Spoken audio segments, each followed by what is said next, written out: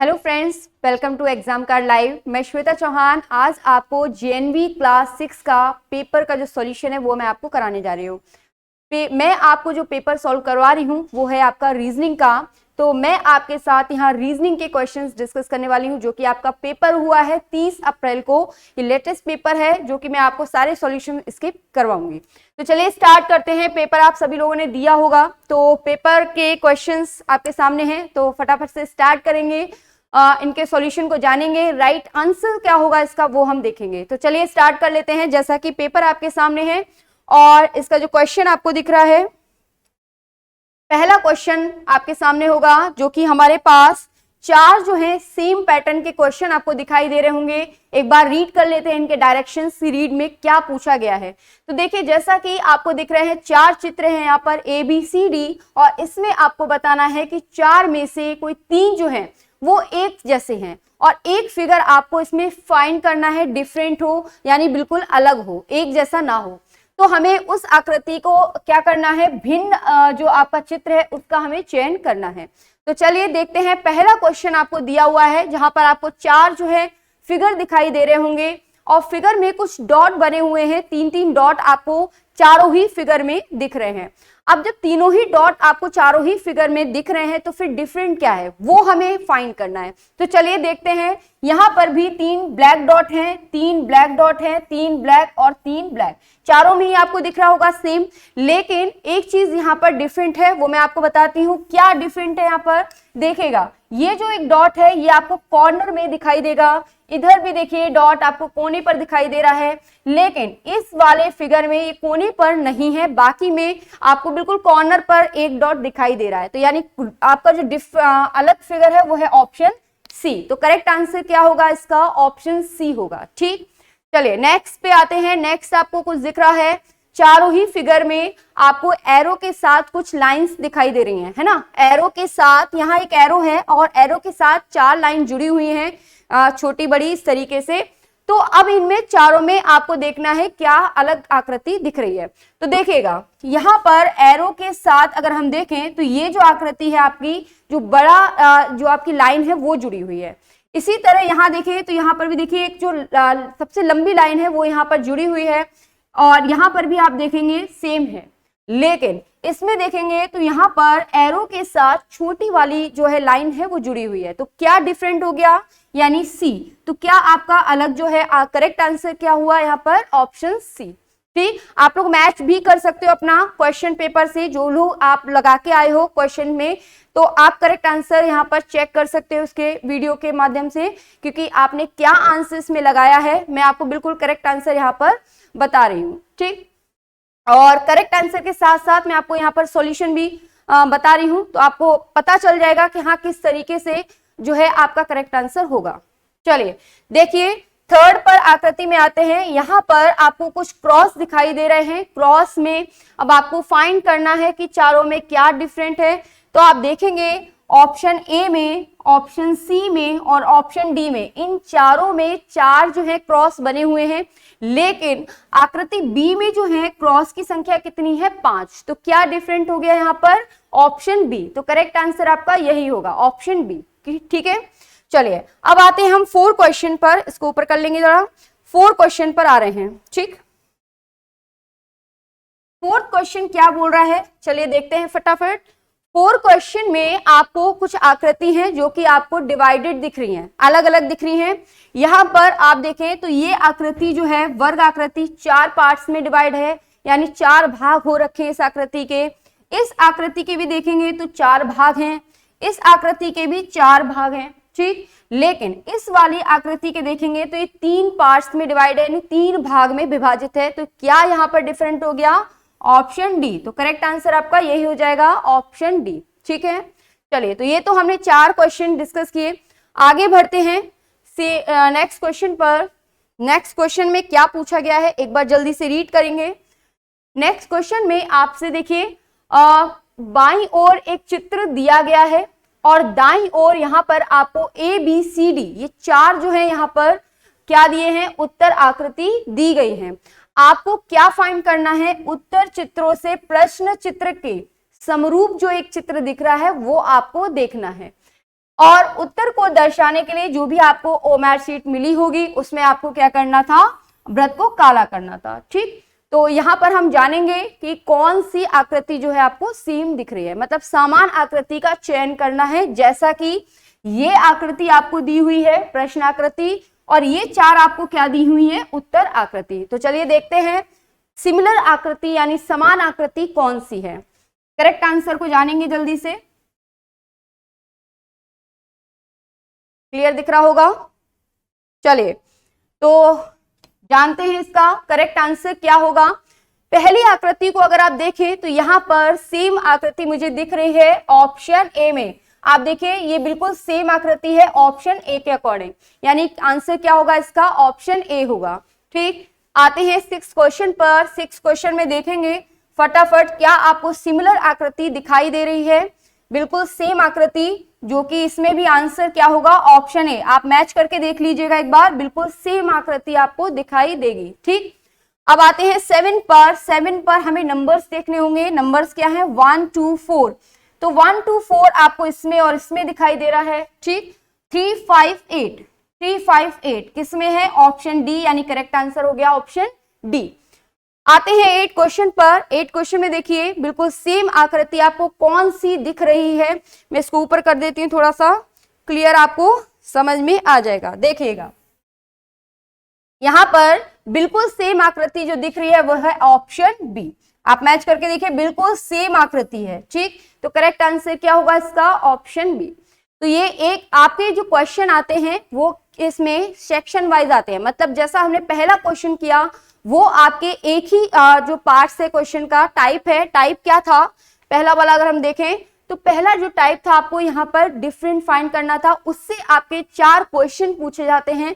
फिर नेक्स्ट आपका था यहाँ पर समान आकृति, उससे आपके 4 क्वेश्चन पूछे जाते हैं। तो सेक्शन, हर सेक्शन से आपके 4 क्वेश्चन आते हैं। ठीक, तो 2 सेक्शन हमने आपसे के साथ डिस्कस कर लिए, आंसर आप जान चुके होंगे करेक्ट आंसर क्या होगा। अब देखिए नेक्स्ट पार्ट पर चलते हैं। नेक्स्ट क्वेश्चन में आपसे क्या पूछा गया था, नेक्स्ट थर्ड पार्ट है इसका। थर्ड पार्ट में ये पूछा गया था कि देखिए बाईं ओर एक प्रश्न चित्र दिया गया है। चलिए, बाईं ओर एक प्रश्न चित्र दिया गया है और उसका क्या है, एक भाग जो है लुप्त दर्शाया गया है। ठीक, दाईं ओर हमें ये चित्र दिए गए हैं ABCD, और उत्तर चित्र का पता लगाएं जिसको बिना दिशा परिवर्तन के चित्र का पैटर्न पूरा करने के लिए लुप्त भाग में बिठाया जा सके। कहने का सेंस ये है कि आपको जो एक पार्ट है वो यहाँ पर मिसिंग दिख रहा है, उसको आपको कंप्लीट करना है। आपको जो 4 आकृतियां दिखाई दे रही हैं ABCD, उसके थ्रू आपको जो है इसको पूरा करना है। तो चलिए देखते हैं कौन सा पार्ट जो है इसको पूरा कर रहा है। आते हैं क्वेश्चन नंबर 9 पर। क्वेश्चन नंबर 9 में अगर आप देखेंगे तो अंदर जो है हमारा ब्लैक पार्ट है, बाहर उसके बाहर आते हैं तो ये लाइनिंग हो रखी है। ठीक है, तो ऐसी आकृति कौन सी आपको दिख रही है, देखिए बिल्कुल ऑप्शन ए ही मुझे यहाँ पर दिख रही है। अंदर जो है ब्लैक पार्ट है, इसका एक पार्ट जो रह गया है, और उसके बाद ये आपकी लाइनिंग्स आ जाएंगी। तो करेक्ट आंसर क्या है इसका, ऑप्शन ए हो जाएगा। ठीक, आते हैं इस आकृति में। यहाँ पर देखिए 10 क्वेश्चन में जो है आपके 4 पार्ट्स हैं और चारों ही पार्ट्स में सेम आकृति आपको दिख रही होंगी। तो वही आकृति आपको यहाँ पर रखनी है। देखिए कंप्लीट अगर हम करते हैं इसको यहाँ पर इस तरीके से, तो आप ऑप्शन से देखिए ऑप्शन ए, करेक्ट आंसर क्या हो जाएगा इसका, ऑप्शन ए हो जाएगा। ठीक, अब आते हैं 11 क्वेश्चन पर। 11 क्वेश्चंस में ये स्क्वायर जो है कंप्लीट होंगे इस तरीके से, स्क्वायर आपके कंप्लीट हो रहे हैं। ठीक, और है का आपका, हाँ ये लाइनिंग और आ रही है, ये स्क्वायर यहाँ पर पूरे हो रहे हैं। तो फटाफट से देखिए कौन सी आकृति आपको बिल्कुल सेम दिखाई दे रही है पूरा करने के बाद, बिल्कुल ऑप्शन डी। कौन सी है, ऑप्शन डी। आप मैच करके देखेंगे ये आकृति इसको पूरा कर रही है। ठीक है, अब आते हैं 12 क्वेश्चन पर। 12 क्वेश्चन सेरा, सभी लोग अपने आंसर्स मैच कर लेंगे। इससे आप लोग क्या आंसर लगा के आए हैं इससे मैच कर लीजिएगा आंसर। ठीक, अब देखिए इसको अगर हम पूरा करते हैं, यहाँ पर 2 तो आपके सर्किल जो है कंप्लीट होंगे, फिर यहाँ पर एक वर्ग जो है कंप्लीट हो रहा है, और उसके बाद यहाँ पर एक सर्किल फिर से कंप्लीट हो रहा है, और ये फटाफट से मैच करेंगे। कौन सी आकृति आपको ये दिखाई दे रही है? देखिए ये कौन सी हो रही है? Option B. Option B exact आपको दिखाई दे रही होगी, तो करेक्ट आंसर क्या होगा? ऑप्शन बी हो जाएगा। ठीक है बात। तो हम 3 पार्ट्स इसके कंप्लीट कर चुके हैं और मैं यहाँ पर थोड़ी सी इंफॉर्मेशन आपको देना चाहूंगी। मैं एक आपको बुक दिखा रही हूँ, ये हमारी बुक है, एक बार देख लीजिएगा। जेएनवी की जो है आपकी जवाहर नवोदय की क्लास 6 की गाइड बुक है। जो आपको पेपर का पैटर्न दिखाई दे रहा है, इसी सेम पैटर्न पर आपको यहाँ पर क्वेश्चन जो है, इसमें सारे सेक्शन के जितने भी पार्ट्स के क्वेश्चन आपके पास आए हैं सारे इसमें मिल जाएंगे। इसी के हमारे पास जेएनवी की ही आपको प्रैक्टिस सेट की बुक भी है और प्रैक्टिस सेट में बिल्कुल आपको सेम जो पैटर्न आपका एग्जाम का है उसी पैटर्न के आपको प्रैक्टिस सेट जो है वो देखने को मिल जाएंगे। तो आप वहां पर प्रैक्टिस आराम से कर सकते हैं, बिल्कुल सेम पैटर्न मिलेगा आपको और एग्जाम में आपके बहुत ही बेनिफिशियल होगा क्योंकि सेम पैटर्न है और सारे ही पैटर्न को यहाँ पर कवर किया हुआ है। पेपर के पैटर्न के जो फॉर्मेट है उसी पर हमने प्रैक्टिस सेट भी जो है रेडी किए हुए हैं। तो आप इनको मार्केट से भी परचेज कर सकते हैं और ऑनलाइन भी इसको परचेज कर सकते हैं। ऑनलाइन अवेलेबल है, आपको ऑनलाइन परचेज करना है ऑनलाइन कर लीजिएगा, मार्केट से परचेज करना है तो मार्केट में भी अवेलेबल है। देख लीजिए एक बार, हिंदी और इंग्लिश दोनों ही मीडियम में आपको अवेलेबल होगी, दोनों ही मीडियम आपको मिल जाएंगे। ठीक है, तो कोई दिक्कत नहीं आएगी। क्लियर है बात? तो जैसा कि आप एक बार परचेज करके देखिएगा, आपको अच्छा लगेगा क्योंकि सेम पैटर्न पर आपको देखने को मिलेगा, तो एग्जाम में आपको प्रॉब्लम नहीं आएगी क्योंकि सेम पैटर्न आपका एग्जाम का है। सेम पैटर्न के आपको जो है गाइड बुक में आप पढ़ाई कर लेंगे, प्रैक्टिस कर लेंगे और प्रैक्टिस उसी के साथ साथ आपको एक प्रैक्टिस सेट भी बिल्कुल सेम पैटर्न पर मिल रही है, तो इससे अच्छा क्या होगा? बहुत ही है। ठीक है, चलिए आगे देखते हैं। नेक्स्ट हम आ रहे हैं 4th पार्ट पर। 3 पार्ट्स हम अपने कंप्लीट कर चुके हैं, अब आ रहे हैं हम चौथे पार्ट्स पर। देखते हैं चौथे पार्ट्स में आपसे क्या पूछा गया है। चौथे पार्ट्स में देखेगा, 4th पार्ट में हमसे क्या पूछा गया है? बाईं ओर 3 प्रश्न चित्र दिए गए हैं और चौथे के लिए एक स्थान छोड़ा गया है।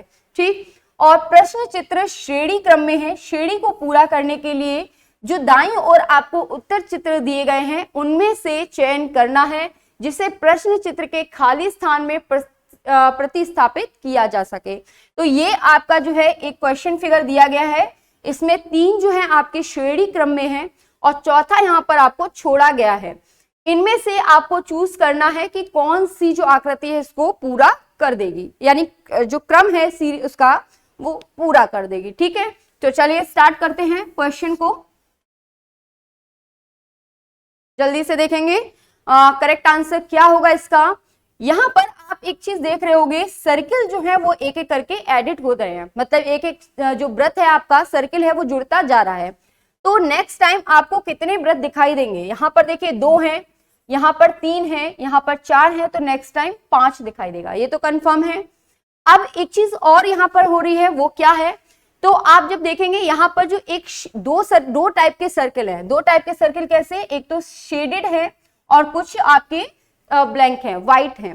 तो ये आपस में हर बार क्या कर रहे हैं? अपनी अपनी पोजीशन को चेंज कर रहे हैं। देखिएगा नेक्स्ट टाइम यहाँ पर ये व्हाइट हो गया, फिर नेक्स्ट टाइम यहाँ पर शेड हो गया, नेक्स्ट टाइम क्या होगा? यहाँ पर ये व्हाइट सर्किल दिखाई देगा। ठीक, फिर देखिए यहाँ पर ये आपका शेडेड हो गया, यहाँ पर फिर से व्हाइट हो गया। अब नेक्स्ट जो आपको दिखाई देगा ये शेडेड दिखाई देगा, इस तरीके से शेडेड दिखाई देगा। ठीक, तो अगर आप इस तरीके का जो अगर क्वेश्चन में देखें तो जो हमारा क्या होगा? नेक्स्ट ऑप्शन बी जो है इसका करेक्ट आंसर होगा। ठीक है, ऑप्शन बी करेक्ट होगा। आप सीरीज को देखें क्योंकि सर्कल ऐड होने के साथ साथ दोनों जो है आपके वृत्त चेंज हो रहे हैं। अगर पहले ये है तो बाद में ये दिखाई देगा, तो आपस में एक के बाद एक चेंज हो रहे हैं। क्लियर है बात? चलिए नेक्स्ट अगर हम देखें, नेक्स्ट आकृति में यहां पर आपको ये फिगर दिख रहा होगा और 3 आकृति यहां पर दिख रही हैं, चौथी आकृति हमें फाइंड कर रही है। देखिएगा इसमें आपको किस तरीके से करना है, यहाँ पर कोई भी एक पार्ट उठा लीजिएगा क्योंकि 4 कॉर्नर पर यहाँ पर आपको 4 आकृतियां दिखाई दे रही होंगी, कोई भी एक पॉइंट पकड़ लीजिएगा। मैं इस पॉइंट को यहाँ पर पकड़ रही हूँ। ठीक, ये पॉइंट यहाँ पर नेक्स्ट टाइम यहाँ दिखाई दे रहा है, फिर देखिए नेक्स्ट टाइम यहाँ दिखाई दे रहा है। तो ये हो क्या रहा है? यानी ये 45 डिग्री कितना घूम रहा है? 45 डिग्री क्लॉकवाइज घूम रहा है। ठीक है बात? तो ये 45 डिग्री नेक्स्ट टाइम क्लॉकवाइज घूमकर ये इस तरीके का दिखाई दे जाएगा, 45 डिग्री क्लॉकवाइज। तो अगर हम देखें तो ये किस आकृति में बन रहा है वो एक बार चेक कर लेते हैं, क्योंकि पूरी आकृति जो है 45 डिग्री जो है क्लॉकवाइज यानी दक्षिणावर्त घूम रही है, जैसे घड़ी घूमती है उसी तरीके से घूम रही है। तो चेक करते हैं कौन सी आकृति हमारी बनेगी। तो 45 डिग्री, अगर इस आकृति को 45 डिग्री क्लॉकवाइज अगर हम घुमाते हैं तो कौन सी आकृति बन रही है? Option B. क्या करेक्ट होगा? ऑप्शन बी यहाँ पर करेक्ट आंसर हो जाएगा इसका। क्लियर है बात? चलिए अब नेक्स्ट आते हैं 15 क्वेश्चन पर। 15 को एक बार चेक करते हैं। 15 एंड 16 दो क्वेश्चन रह गए हैं, इसको भी डिस्कस करते हैं।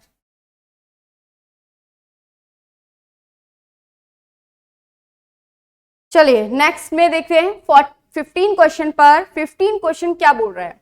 15 क्वेश्चन में अगर हम देखें तो यहां से इस आकृति में देखेंगे आप तो डायग्राम सेम है, लेकिन क्या हो गया है? चेंज हो गया है। यहाँ पर कुछ लाइनिंग्स हो गई हैं और 6 सर्किल इसके अंदर ऐड हो चुके हैं। ठीक है, यहाँ पर चेंज हो गया। नेक्स्ट टाइम यहाँ पर एक और जो है आपका अर्धवृत्त बोल सकते हैं, ये चाप है वो जुड़ चुका है। नेक्स्ट टाइम फिर से ये चेंज हो जाएगा। कैसे? जैसा कि इस आकृति में चेंजेस हुआ वैसा ही इसमें भी चेंज हो जाएगा। ठीक, तो चेंज क्या होगा? यहाँ पर लाइनिंग हो जाएंगी और सर्किल ऐड हो जाएंगे। तो आप देखेंगे वो किस में दिखाई दे रहा है? ऑप्शन बी में। ठीक है, ऑप्शन बी इसका करेक्ट आंसर होगा। क्लियर है बात? चलिए 16 पर आते हैं। 16 क्वेश्चन में अगर हम देखें इस आकृति से यहां पर आने पर आप देखेंगे यहां पर कितने बॉक्स ऐड हो चुके हैं। ये देखिए यहां पर 3 जो बॉक्स हैं वो ऐड हो चुके हैं। क्लियर? अब नेक्स्ट में आते हैं तो नेक्स्ट में क्या हो रहा है? यहां पर 2 बॉक्स ऐड हो गए हैं। कितने? 2 बॉक्स। नेक्स्ट में कितने होंगे? नेक्स्ट में 1 बॉक्स ऐड हो जाएगा। आकृति तो सेम रहेगी, 1 बॉक्स और ऐड हो जाएगा, यानी ये हो गया। ठीक है, तो कौन सी आकृति सही होगी आपकी? Option A. नेक्स्ट क्या होगा? ऑप्शन ए करेक्ट हो जाएगा। क्लियर है बात? एक बार देख लीजिएगा, क्लियर होंगे सारे क्वेश्चन। आंसर बिल्कुल एग्जैक्ट आंसर मैं आपको बता रही हूं। ठीक है, चलिए नेक्स्ट आते हैं 5वें पार्ट पर। हम 4 पार्ट कंप्लीट कर चुके हैं, 5वें पार्ट पर आ रहे हैं। 5वें पार्ट में क्या पूछा गया है देख लेते हैं एक बार। चलिए देखिए 5वें पार्ट में जो आपसे पूछा गया है वहां पर आपको ये 2 सेट दिए गए हैं, 2 प्रश्न चित्रों के देखिए सेट दिए गए हैं। ठीक, यहां पर आपको क्या करना है एक बार देखते हैं। दूसरे सेट में प्रश्न चित्र है आपका और प्रथम क्या बोल रहा है? प्रथम सेट के 2 प्रश्न चित्रों में एक निश्चित संबंध है, मतलब यहां पर इन दोनों के बीच में एक निश्चित संबंध होगा। उसी निश्चित संबंध के आधार पर आपको यहां पर निकालना है। ठीक, तो पहले हम फाइंड करेंगे इन दोनों के बीच में क्या रिलेशन बन रहा है। तो चलिए देखते हैं क्या रिलेशन यहाँ पर निकल के आ रहा है। एक बार इसको और थोड़ा सा जूम कर लेंगे क्लियर देखने के लिए। ठीक, चलिए तो यहाँ पर अगर आप दोनों के बीच में देखें, ये इन दोनों के बीच में अगर मैं रिलेशन देखूं तो क्या रिलेशन बनेगा? यहाँ पर क्या हो रहा है? ये बाहरी पार्ट आपका जो है वो गायब हो गया, लुप्त हो गया है। अंदर जो आपको दिख रही है, जो आपको लाइनिंग ये यहाँ पर रह गई है, ये वाली, ये अंदर वाली आकृति कहाँ दिखाई दे रही है? आपको बाहर दिखाई दे रही है। इसी तरह हम इस आकृति के अंदर देखें तो यहाँ पर भी आपकी जो बाहर वाले जो विभाजित है वो हट जाएगा, अंदर वाली जो आकृति वो आपकी रह जाएगी, जो कि आपको दिख रही है ऑप्शन बी में। तो करेक्ट आंसर इसका ऑप्शन बी है। ठीक है, चलिए 18 पर आ रहे हैं। 18 क्वेश्चन में क्या बोल रहा है? 18 क्वेश्चन में देखेंगे यहां पर 2 आकृतियां ने आपस में जो है स्थान चेंज हो गया है। कहने का देखिए अंदर आपका सर्किल है, अंदर क्या है? सर्किल, जो कि आपको बाहर दिखाई दे रहा है, और बाहर वाली जो आकृति है यानी त्रिभुज आकृति है वो आपको अंदर दिखाई दे रही है। यानी बाहर वाली आकृति अंदर हो गई है, अंदर वाली आकृति बाहर दिखाई दे रही है। और बाहर वाली आकृति अंदर जाएगी तो कैसी हो जाएगी? शेडेड हो जाएगी। ठीक, तो वही हमें यहाँ फाइंड करना है। तो देखिए जो बाहर वाला त्रिभुज है वो तो क्या हो जाएगा? अंदर वाला तो बाहर आ जाएगा और बाहर वाली आकृति जो है अंदर हो जाएगी, और ये जो है आपको पार्ट दिखाई देगा शेडेड दिखाई देगा। तो कौन सा हो जाएगा करेक्ट आंसर इसका? Option A. Option A correct answer बनेगा इसका। ठीक, चलिए अब आते हैं हम 19 पर। 19 में अगर आप चेक करें तो इन दोनों के बीच में अगर हम रिलेशन को फाइंड करें तो क्या डिफरेंस समझ में आ रहा है? डिफरेंस ये आ रहा है, बस यहाँ पर 4 जो है आपको क्रॉस दिखाई दे रहे हैं। ठीक है, 4 क्रॉस क्यों दिखाई दे रहे हैं? क्योंकि ये आकृति कैसी है? ये वर्ग आकृति है, और वर्ग आकृति में भुजाओं की संख्या कितनी होती है? 4 होती है, 4 भुजाएं होती है। ठीक, तो नेक्स्ट आकृति की बात करें तो ये एक त्रिभुज है, और त्रिभुज में कितनी भुजाएं होती हैं? 3। तो यानी अंदर जो क्रॉस दिखाई देंगे वो कितने दिखाई देंगे? 3 दिखाई देंगे। ठीक, जो कि हमें ऑप्शन बी में दिख रहे हैं, तो ऑप्शन बी इसका करेक्ट आंसर बन जाएगा। ठीक है बात, चलिए एक क्वेश्चन इसका रह गया है, उसको और देखते हैं एक बार। ये देखेंगे,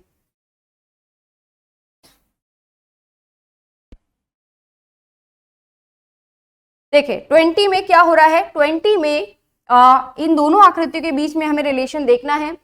अगर हम देखें तो इस आकृति में क्या हो गया है? ये 2 लाइन्स और ये 2 लाइन, यानी टोटल 4 लाइन जो है यहाँ पर ऐड हो गई हैं, 4 लाइन्स यहाँ पर ऐड हो गई हैं।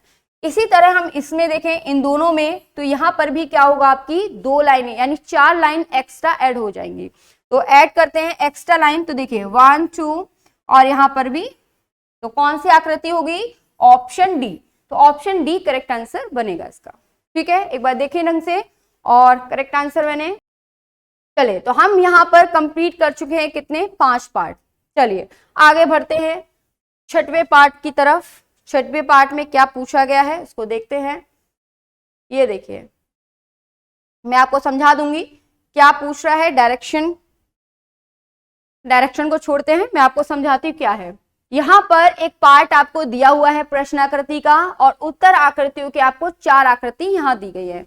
आपको ये देखना है कि ये पार्ट में जो कौन सी आकृति है उसका ये पार्ट है। एक बार डायरेक्शन और पढ़ के बता देती हूँ, क्लियर हो जाएगा। देखिए आपके एग्जाम में जो आया था, प्रश्न चित्र के रूप में ज्यामिति चित्र आपको दिए गए हैं। ज्यामिति चित्र कौन कौन से हैं? त्रिभुज, वर्ग और वृत्त के एक भाग को बाईं ओर दर्शाया गया है। देखिए एक भाग को बाईं ओर दर्शाया गया है, दाईं ओर दूसरे भाग को 4 चित्रों के रूप में ये आपको दर्शाया गया है। दाईं ओर चित्र के ज्यामितीय आकृति को पूर्ण करने वाला हमें चित्र जो है ज्ञात करना है। इसका एक पार्ट जो है आपको यहाँ पर दर्शाया गया है बाईं तरफ, आपको देखना है ये किस आकृति का जो है पार्ट है। तो पहचानते हैं जल्दी से कौन सी आकृति का ये पार्ट आपको दिख रहा है। चलिए करेक्ट आंसर क्या होगा बताते हैं इसका। क्वेश्चन नंबर 21 का करेक्ट आंसर देखते हैं। ये देखिए, अगर आप इस आकृति को अगर पूरा कर लेते हैं तो ये देखिए आकृति कैसी दिखाई दे रही है, बिल्कुल ये वाली, यानी ये पार्ट जो है कौन सी आकृति का है? ऑप्शन सी का। ठीक, अब आते हैं 22 पर। 22 को अगर हम इस आकृति को पूरा करें, देखिएगा तो ये कौन सी आकृति आपको दिख रही है? यानी इसका जो पार्ट है वो है कौन सा? Option C. ठीक, चलिए इसको पूरा करेंगे। इस आकृति को अगर हमने पूरा किया, ये देखिएगा तो ये आकृति किसका पार्ट हो रही है? ऑप्शन ए का। क्लियर है? आंसर मैच कर लेंगे। सारे आंसर आपके कितने करेक्ट हो रहे हैं आपको आइडिया हो जाएगा इससे। नेक्स्ट देखते हैं, इसको अगर हम पूरा करते हैं यहाँ पर सर्किल को, ये देखिए तो ये कौन सी आकृति का पार्ट दिख रहा है? बिल्कुल ऑप्शन ए का। क्लियर है बात? तो ये हमारा पार्ट कंप्लीट हुआ। कौन सा पार्ट कर रहे थे हम? पार्ट 6। पार्ट 6 में आपको ये फाइंड करना था आपका कौन सी आकृति जो है उसका ये पार्ट आपको दिखाई दे रहा है। चलिए अब आते हैं नेक्स्ट पार्ट पर। नेक्स्ट पार्ट है हमारा, कौन सा पार्ट है? Part number 7। कौन सा पार्ट है ये आपका? पार्ट नंबर 7 है। ठीक, ये देखिएगा पार्ट नंबर 7 में क्या दिया गया है देखते हैं। बाईं ओर आपको एक प्रश्न चित्र दिया गया है, दाईं ओर आपको ABCD 4 जो है चिन्हित उत्तर चित्र आपको दर्शाए गए हैं। किसी दर्पण को XY के अनुदिश रखे जाने पर प्रश्न चित्र के सही दर्पण प्रतिबिंब को उत्तर चित्र से चुनना है। ठीक है, यानी आपको यहाँ पर एक XY जो है एक दर्पण दिया गया है, और दर्पण में देखना है कि कौन सी आकृति इसका प्रतिबिंब होगी। तो जानते हैं दर्पण आकृति कौन सी बनेगी, ये आपको पता होगा। दर्पण आकृति में क्या होता है? जो आपका पार्ट दायां होता है वो पलट जाता है, उल्टा दिखाई देगा, यानी लेफ्ट पार्ट राइट दिखाई देगा, राइट पार्ट लेफ्ट दिखाई देगा। और एक बात और, जो पार्ट आपका जो है मिरर के बिल्कुल पास होगा वो आपको पास में दिखाई देगा, जो दूर होगा वो दूर दिखाई देगा। ठीक, तो चलिए स्टार्ट करते हैं। अगर हम इस आकृति को देखें, मैं यहाँ ड्रॉ करके एक बार आपको बता देती हूं जिससे क्लियर हो जाएगा इसका आंसर। देखिएगा, ये आपका है आकृति, यहां पर ये आकृति बन रही है।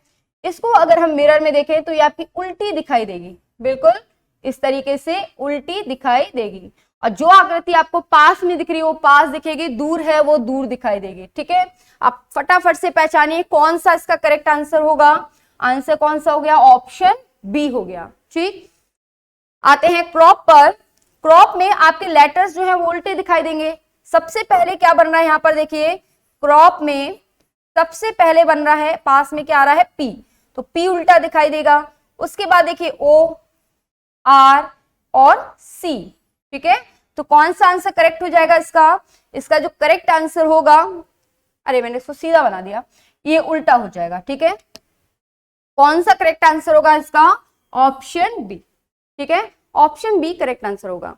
चलिए नेक्स्ट देखते हैं। नेक्स्ट इस आकृति को देखें तो ये आपको यहाँ पर दिखाई देगी। तो यहाँ पर जो कॉर्नर फिगर हैं ये आपके क्या हो जाएंगे? जस्ट उल्टे हो जाएंगे, पलट जाएंगे। तो यहाँ अगर हम देखें, ये ब्लैक पार्ट जो है आपको यहाँ दिखाई देगा, जो कि देखिए इस साइड। ठीक, तो इसकी उल्टी जो आकृति बन रही है आप बिल्कुल देख सकते हैं, इसकी उल्टी आकृति है ऑप्शन ए। ठीक, तो ऑप्शन ए इसका करेक्ट आंसर हो जाएगा। ठीक है बात, ऑप्शन ए करेक्ट आंसर होगा। चलिए एक क्वेश्चन रह गया है, उसको भी देख लेते हैं। ये होगा आपका, इस आकृतियों को आपको देखना है मिरर में। तो देखिए ध्यान रखना है आपको, जो लंबवत होती है रेखाएं, यानी आप बोल सकते हैं हॉरिजॉन्टल और वर्टिकल लाइन, यानी हॉरिजॉन्टल और वर्टिकल लाइन ये जो है वो चेंज नहीं होती मिरर इमेज में। जो तिरछी रेखाएं होती हैं वो आपस में चेंज हो जाती है। इस तरीके से है तो इधर दिखाई देगी। ठीक है, इनकी डायरेक्शन जो है वो चेंज हो जाती है। तो वही हम बात करें इस आकृति की, तो ये आपको इस तरीके से दिखाई देगी, तो जो कि आपको दिख रही है बिल्कुल ऑप्शन सी में। ठीक, तो ऑप्शन सी इसका करेक्ट आंसर हो जाएगा। ठीक है, बात कंप्लीट है, क्लियर होंगे आंसर्स आपके। ठीक, चलिए आगे देखते हैं नेक्स्ट क्वेश्चन पर। नेक्स्ट हमारा है 8 पार्ट, क्योंकि आपके आते हैं टोटल कितने पार्ट्स? 10 पार्ट। कितने आते हैं आपके? 10 पार्ट। इसको हम बड़ा ही करेंगे थोड़ा सा, क्लियर आपको दिखाई दे सके। आई थिंक क्लियर दिख रहा होगा यहां तक। ठीक, ये क्वेश्चन है आपका पेपर कटिंग से। ठीक, पेपर कटिंग एंड फोल्डिंग। तो चलिए देखते हैं। पहले तो आपको एरो के माध्यम से क्या दिखाया गया है? पेपर को मोड़ना, कि पेपर किस तरीके से फोल्ड किया गया है। जिस तरीके से पेपर फोल्ड किया गया है उसी तरीके से हम इसको खोलेंगे। तो चलिए पहले यहाँ पर खोलना कैसे है, लास्ट आपको दिख रहा है एरो ये, तो पहले हमें इसका उल्टा एरो बनाना है। ठीक, और इसको आप मिरर की तरीके से मानकर भी कर सकते हैं। आप मान लीजिए कि यहाँ पर जो लास्ट आकृति बची है आपकी, लास्ट आकृति बची है आपकी ये, ठीक है, और 3 वाले हैं। ठीक, और आप मान लीजिए यहाँ पर क्या है? एक मिरर है, तो मिरर में जस्ट इसका आपको क्या दिखाई देगा? उल्टा दिखाई देगा। ठीक है बात, और अब इसको आप टर्न करेंगे यहाँ पर जस्ट एरो के अपोजिट, सॉरी यहाँ नहीं होगा, इस एरो के अपोजिट चल रहा है। ठीक, जो एरो है इसके अपोजिट चल रहा है, तो आपको यहां पर यह आकृति दिखाई देगी। ठीक, तो आप देख सकते हैं कौन सी आकृति बन रही है मिरर इमेज में, फटाफट से इसका देखिएगा। ठीक, अब आपका लास्ट पार्ट खोलना रह गया है, पार्ट ये। तो जब आपको जैसा पार्ट ऊपर दिखाई दे रहा है वैसा ही पार्ट इसका उल्टा नीचे दिखाई देगा। तो आप देखिए ऑप्शन सी इसका करेक्ट आंसर हो जाएगा। क्या होगा? Option C. ठीक, चलिए नेक्स्ट में आते हैं। नेक्स्ट में आपको एक बार इस तरीके से फोल्ड किया, एक बार इधर फोल्ड किया है, तो हम उल्टा चलेंगे। इधर फोल्ड किया है तो इधर ही हमें खोलना है। खोलिए, इसको खोलते हैं तो जस्ट इसका उल्टा, यानी हम बोल सकते हैं मिरर इमेज बोल सकते हो, मिरर इमेज मिरर को मान के भी कर सकते हो। अब क्या होगा? आप मान लो मिरर नीचे रखा हुआ है, तो मिरर नीचे रखा हुआ है तो इसका जस्ट नीचे बनेगा। ठीक, तो कौन सी आकृति इसको करेक्ट आपको दिख रही है? बिल्कुल ऑप्शन ए। ठीक है, ऑप्शन ए करेक्ट हुआ। ठीक, चलिए आगे देखते हैं नेक्स्ट क्वेश्चन 2 ये आपकी हैं। इस आकृति में देखते हैं क्या करेक्ट आंसर आपको दिख रहा है। अब ये तो श्योर है, ये आपको जो लास्ट फोल्ड है इसके जस्ट अपोजिट खोलिए, लास्ट फोल्ड के जस्ट अपोजिट अगर आप खोलते हैं तो ये आपको यहां पर दिखाई देगा। अब ये आकृति जो है सर्किल है या आप लाइन की बात करें तो ये सेम आपको कहां दिखाई देगा, चारों ही पार्ट्स में दिखाई देगा, क्योंकि 4 पार्ट्स बनेंगे इसके, चारों ही पार्ट्स में चारों भागों में सेम दिखाई देगा। सेम आपको किस में दिख रहा है जल्दी से देखिएगा, जो कि आपको ऑप्शन ए में बनना है। ठीक है, खोलने के बाद ऑप्शन ए में दिखाई देगा, ये पार्ट्स आपको चारों ही पार्ट्स में दिखाई देंगे और मिरर मान के आप करते जाएंगे तो कौन सा बनेगा, ऑप्शन ए।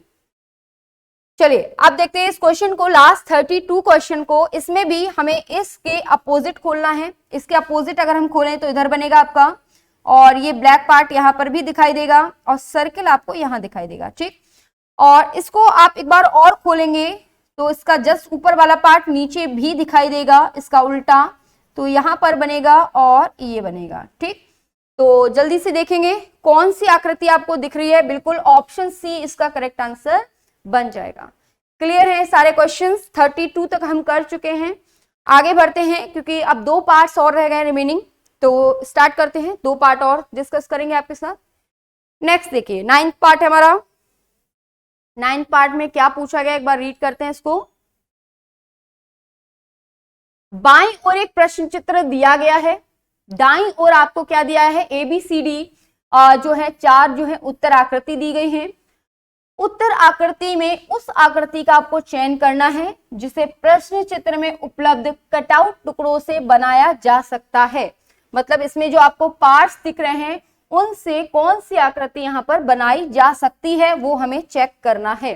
तो जल्दी से देखते हैं, यहाँ पर 3 आकृति हमें दिख रही हैं और तीनों ही ट्रायंगल हैं आपके। तो देखते हैं 3 ट्रायंगल आपको किसके अंदर दिखाई दे रहे हैं, बिल्कुल ऑप्शन है। यहां मैं अगर नंबरिंग से करूं तो थोड़ा मैं बड़ा करती हूँ, नंबरिंग से और इजी आप समझ पाएंगे इनको।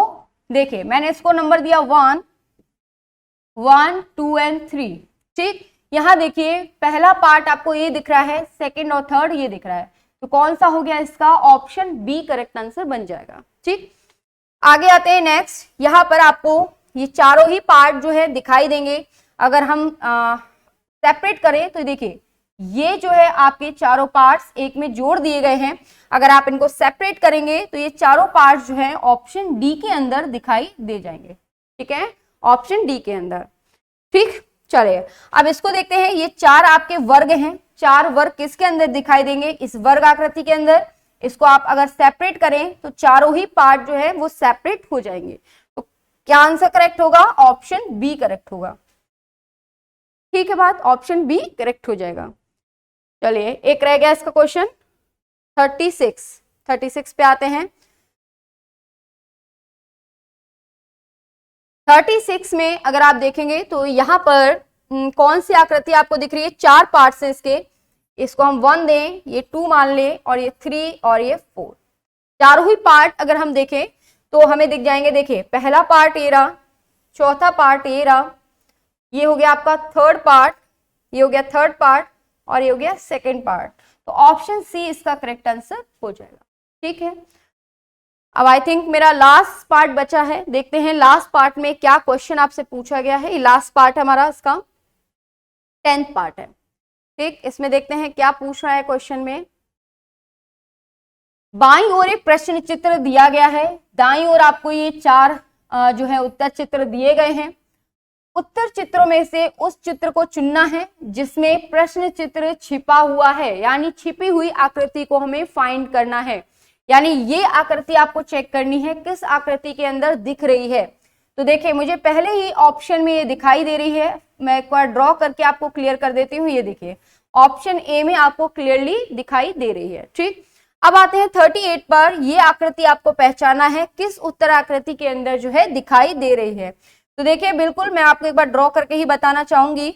ये देखिए मैंने ड्रॉ कर रही हूं, क्योंकि ड्रॉ से आपको क्लियर हो जाएगा कि हाँ ये करेक्ट आंसर है। बिल्कुल ऑप्शन बी इसका करेक्ट आंसर हो जाएगा। ठीक, चलिए लास्ट 2 क्वेश्चन और डिस्कस हैं करने आपके साथ। ये देखिए लास्ट के 2 क्वेश्चन। 38 एंड 40। तो देखिए ये आकृति आपको किसके अंदर दिखाई दे रही है, बिल्कुल क्लियरली दिख रही है। देखिए किसके अंदर, ऑप्शन डी के अंदर। क्या आंसर करेक्ट होगा, option D. 40 and last question आपका। देखिए इस आकृति को हमें ढूंढना है और ये आकृति मुझे जो दिख रही है वो दिख रही है ऑप्शन सी में, ऑप्शन सी में। ठीक है बात। तो ये मैंने आपके साथ जो डिस्कस किया है रीजनिंग का पेपर है जो कि आपका अभी हुआ है 30 अप्रैल को। तो जो मैंने आपके सारे सॉल्यूशन जो है आप इसे चेक कर सकते हैं और डिटेल सॉल्यूशन मैंने दिया है, तो आपको हेल्प भी मिल सकती है कहाँ आपने गलती की है क्वेश्चंस में, तो आप श्योर हो सकते हैं और उसके बारे में भी जान सकते हैं कि हाँ गलती मेरी कहाँ हुई है क्वेश्चन में। ठीक है, तो ये मैंने आपको रीजनिंग का सॉल्यूशन दिया है। बाकी आपका मैथ्स का जो सॉल्यूशन होगा इसके बाद आपको पढ़ाएंगे अभिनव सर, तो वो मैथ्स का आपको सॉल्यूशन करवाएंगे। ठीक है, तो ये आपके 40 क्वेश्चन आपको हेल्प होंगे और मदद मिलेगी। बाकी मैंने आपको बुक्स के बारे में बता दिया है और बुक आप परचेस कर सकते हो। गाइड बुक भी हमारी दोनों मीडियम में और प्रैक्टिस सेट की भी बुक है, आपको सेम पैटर्न में मिलेगा। जैसा कि आपको यहाँ 10 पार्ट में आपके एग्जाम में क्वेश्चन आते हैं, तो 10 के 10 पार्ट की सेम पैटर्न पर आपको प्रैक्टिस सेट अवेलेबल है, तो आप ले सकते हैं, मार्केट से परचेस कर सकते हो, प्रैक्टिस कर सकते हो, क्योंकि एग्जाम आपका शायद 2 बार होता है जो भी है। तो आप आराम से नेक्स्ट अगर इस बार नहीं हुआ है तो आप नेक्स्ट जो है आप एग्जाम के लिए प्रिपरेशन कर सकते हो। ठीक है, तो चलिए आज के लिए आपके इतना पेपर के सॉल्यूशन के लिए। अब बाकी मैथ्स का सॉल्यूशन आप देखेंगे अभिनव सर के साथ जो कि आपको नेक्स्ट आपका करवाने वाले हैं। ठीक है, आज के लिए इतना ही।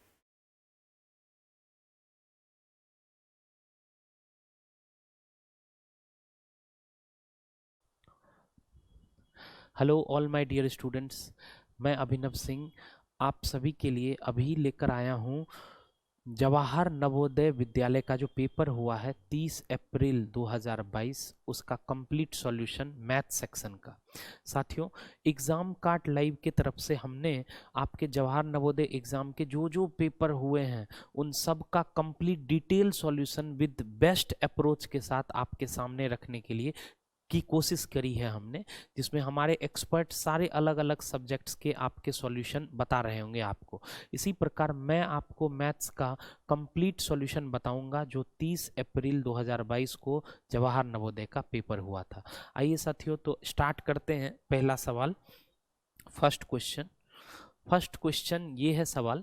टोटल मैथ के 20 क्वेश्चन आपको दिखाई देंगे, उन 20 क्वेश्चन को आपको समझना है। साथियों, पहला सवाल है 600 रुपए की एक राशि साधारण ब्याज पर 4 वर्ष में 720 रुपए हो जाती है। यदि ब्याज की दर 2% अधिक कर दी जाए तो यह राशि 4 वर्ष में कितनी हो जाएगी। यानी ये हमसे ये बताना चाह रहा है कि 600 रुपये का कोई मूलधन है, वो 4 साल में 720 रुपया हो जाता है। कितना हो जाता है, 720 रुपया बन जाता है। कहते हैं यदि कुछ भी दर रहा होगा, हमें उस दर से कोई मतलब नहीं। कुछ बच्चे इसमें रेट कैलकुलेट करने चले जाएंगे, रेट कैलकुलेट करने की आवश्यकता नहीं है। हम ये देखेंगे कि उसने दर को बढ़ाया कितने से है, 2% से। अगर दर को 2% से बढ़ाया जाएगा, इसका मतलब ब्याज में भी 2% की वृद्धि होगी। और दर होता है 1 साल का, यानी 1 साल में 2% की वृद्धि हो रही होगी ब्याज में। और यहाँ पैसा हम 4 साल के लिए लगा रहे हैं। अगर 1 साल में 2% की वृद्धि होगी तो 4 साल में 8% की वृद्धि होगी। यानी आप ये कह सकते हैं कि ये 600 रुपया मूलधन का, इस मूलधन में 8% मूलधन पर ब्याज बनता है, यानी मूलधन पर 8% की वृद्धि होगी। और इसका 600 का 8% क्या होगा, तो परसेंट से 2 जीरो खत्म हो जाएगा, 48। यानी ब्याज में 48 रुपये की वृद्धि होगी। अगर हम ब्याज की दर को 2% से बढ़ाएंगे तो भैया 1 साल में 2% की वृद्धि होगी, 4 साल में 8% की वृद्धि होगी। मूलधन 600 है तो 600 का 8% 48 रुपये की वृद्धि होगी। अब ये ब्याज में वृद्धि है, वो हमसे मिश्रधन पूछ रहा है। साथियों बेटा ये ध्यान रखिएगा कि मूलधन अगर समान हो तो जितनी वृद्धि ब्याज में है उतनी ही वृद्धि मिश्रधन में है। यानी आपका मिश्रधन जो होगा वो 720 प्लस 48 यानी 768 रुपया बन जाएगा। और 768 कौन सा है, ऑप्शन बी। तो ये इसका सही जवाब हो रहा होगा। साथियों मैं आपको, आप में से कुछ बच्चे ऐसे होंगे जो इसे सूत्र उत्तर से फॉर्मूले से करते होंगे सवाल, इस तरह के सवाल को। मैं आपको ये समझाना चाहता हूँ कि एक भी क्वेश्चन पूरे जवाहर नवोदय का सिर्फ बेसिक कॉमन सेंस से बनाया जा सकता है, कोई भी फॉर्मूले की आवश्यकता नहीं है। कम 99% सवालों में तो जरूरत नहीं है, 1% किसी सवाल में कोई आवश्यकता पड़े तो पड़े, नहीं तो सारे सवाल कॉमन सेंस से बनाए जा सकते हैं, लॉजिक से बनाए जा सकते हैं। अगले सवाल पर बढ़ते हैं। नेक्स्ट क्वेश्चन कहता है एक तार 2 सही 3/4 मीटर लंबा है, वह 2 भागों में टूट जाता है। एक भाग दूसरे भाग से 5/8 मीटर लंबा है, तो तार के बड़े भाग की लंबाई क्या होगी? एक तार की लंबाई जो है वो दी हुई है 2 सही 3/4। पहले इसको तोड़िए, इसका मान होगा 4 दूनी 8 3 11, ये 11/4 है। मान लेते हैं कि एक भाग x है, एक भाग y है, ये पूरा तार है। इस तार को एक भाग को x मान लेते हैं, एक भाग को y मान लेते हैं। तो भैया इसका मतलब है कि x प्लस y का जो मान होगा वो कितने के बराबर हो जाएगा? तो 11/4 के बराबर हो जाएगा। अब सवाल में कहता है कि एक भाग दूसरे से 5/8 बड़ा है। मान लेता हूं कि x बड़ा भाग है, तो अगर x बड़ा है तो बड़ा माइनस छोटा की वैल्यू जो होगी वो 5/8 के बराबर होगी, तभी ये बड़ा भाग छोटे भाग से 5/8 मीटर ज्यादा बड़ा हो जाएगा साथियों। अब देखिए 2 समीकरण हमारे पास मिले हैं, तार के बड़े भाग यानी x की वैल्यू निकालनी है तो आप इसे ऐड कर दें। अगर आप इसे ऐड करेंगे तो plus y minus y cut जाएगा, x प्लस x 2x बन जाएगा, और इसको जोड़ेंगे तो इसको 8 बना लीजिए, क्योंकि यहाँ 8 है तो यहाँ भी 8 बना लीजिए। 8 बनाएंगे तो ये 22 बनेगा, तो 22 5 27, 27/8 आ जाएगा। तो x की वैल्यू कितनी हो जाएगी? x का मान 27 बटे कितना 16, 27/16 के बराबर होगा। और इसे मिश्रित भिन्न में लिखा गया है, तो 27/16 को हम लिख सकते हैं, 16 से 27 में भाग देंगे तो 16 एकम 16 अब बचेगा 11, यानी एक सही 11/16 मीटर, यानी ऑप्शन ए आपका सही जवाब होगा। तो बहुत आसान सा सरल सा सवाल था ये। अगले सवाल की तरफ बढ़ते हैं। क्वेश्चन कहता है एक शीशे के घन जिसकी भुजा 6 सेंटीमीटर है को पिघलाकर 27 एक समान घन बनाए जाते हैं। इस प्रकार बने प्रत्येक छोटे घन की भुजा बताइए। साथियों आपको ये पता होगा कि किसी भी घन का जो आयतन होता है वो उसकी भुजा का क्यूब होता है। अगर मैं इस शीशे का घन जिसकी भुजा 6 सेंटीमीटर है, इसके आयतन की बात करूं तो इसका आयतन होगा 6 की क्यूब। अगर उसकी भुजा 6 है तो आयतन 6 का क्यूब होगा। अगर एक चीज को पिघलाकर मैं दूसरी चीज बनाऊं तो मटेरियल तो वही चला जाएगा उसमें, यानी आयतन बराबर होगा। यानी ये बराबर होगा ऐसे ऐसे 27 घन बनाए गए उनके आयतन के बराबर। अब एक घन का आयतन जो छोटा छोटा घन बना है पिघलाकर, उसकी भुजा मुझे नहीं पता, मैं मान लेता हूं उसकी भुजा x है। अगर उसकी भुजा x है तो उस छोटे घन का आयतन क्या होगा? x का क्यूब। ये एक घन का आयतन है, मैं ऐसे ऐसे 27 घन बना रहा हूं, तो यहां मैं लिखूंगा 27x क्यूब। यानी इसका मटेरियल इसको बनाने में यूज किया गया, तो दोनों आपस में बराबर हो जाएंगे। अब यहां से काटपीट आप कर सकते हैं साथियों। मैं इसे सिंपलीफाई करके 27x क्यूब को 3x का होल क्यूब लिख सकता हूं। पावर से पावर खत्म हो गया तो 3x की वैल्यू 6 हो जाएगी, तो x का मान क्या होगा? 2। यानी जो छोटा घन है उसके भुजा की लंबाई 2 सेंटीमीटर के बराबर होगी। 2 सेंटीमीटर इसका सही जवाब हो रहा होगा दोस्तों। अगले सवाल की तरफ बढ़ते हैं। कहता है 2100 का अभाज्य गुणनखंड क्या है? तो देखिए 2100 को अभाज्य गुणनखंड के रूप में लिखेंगे तो उसे हम सिंपल अभाज्य संख्या के रूप में गुणा करके हम लिखना स्टार्ट करते हैं। जैसे ये 2100 लिखा हुआ है, 2100 को मैं लिख सकता हूं 21 इंटू कितना 100 लिख सकता हूं। अब एक बच्चा बोलेगा कि सर ये अभाज्य संख्या तो नहीं है, 21 तो अभाज्य संख्या नहीं है, इसे अभाज्य में तोड़िए।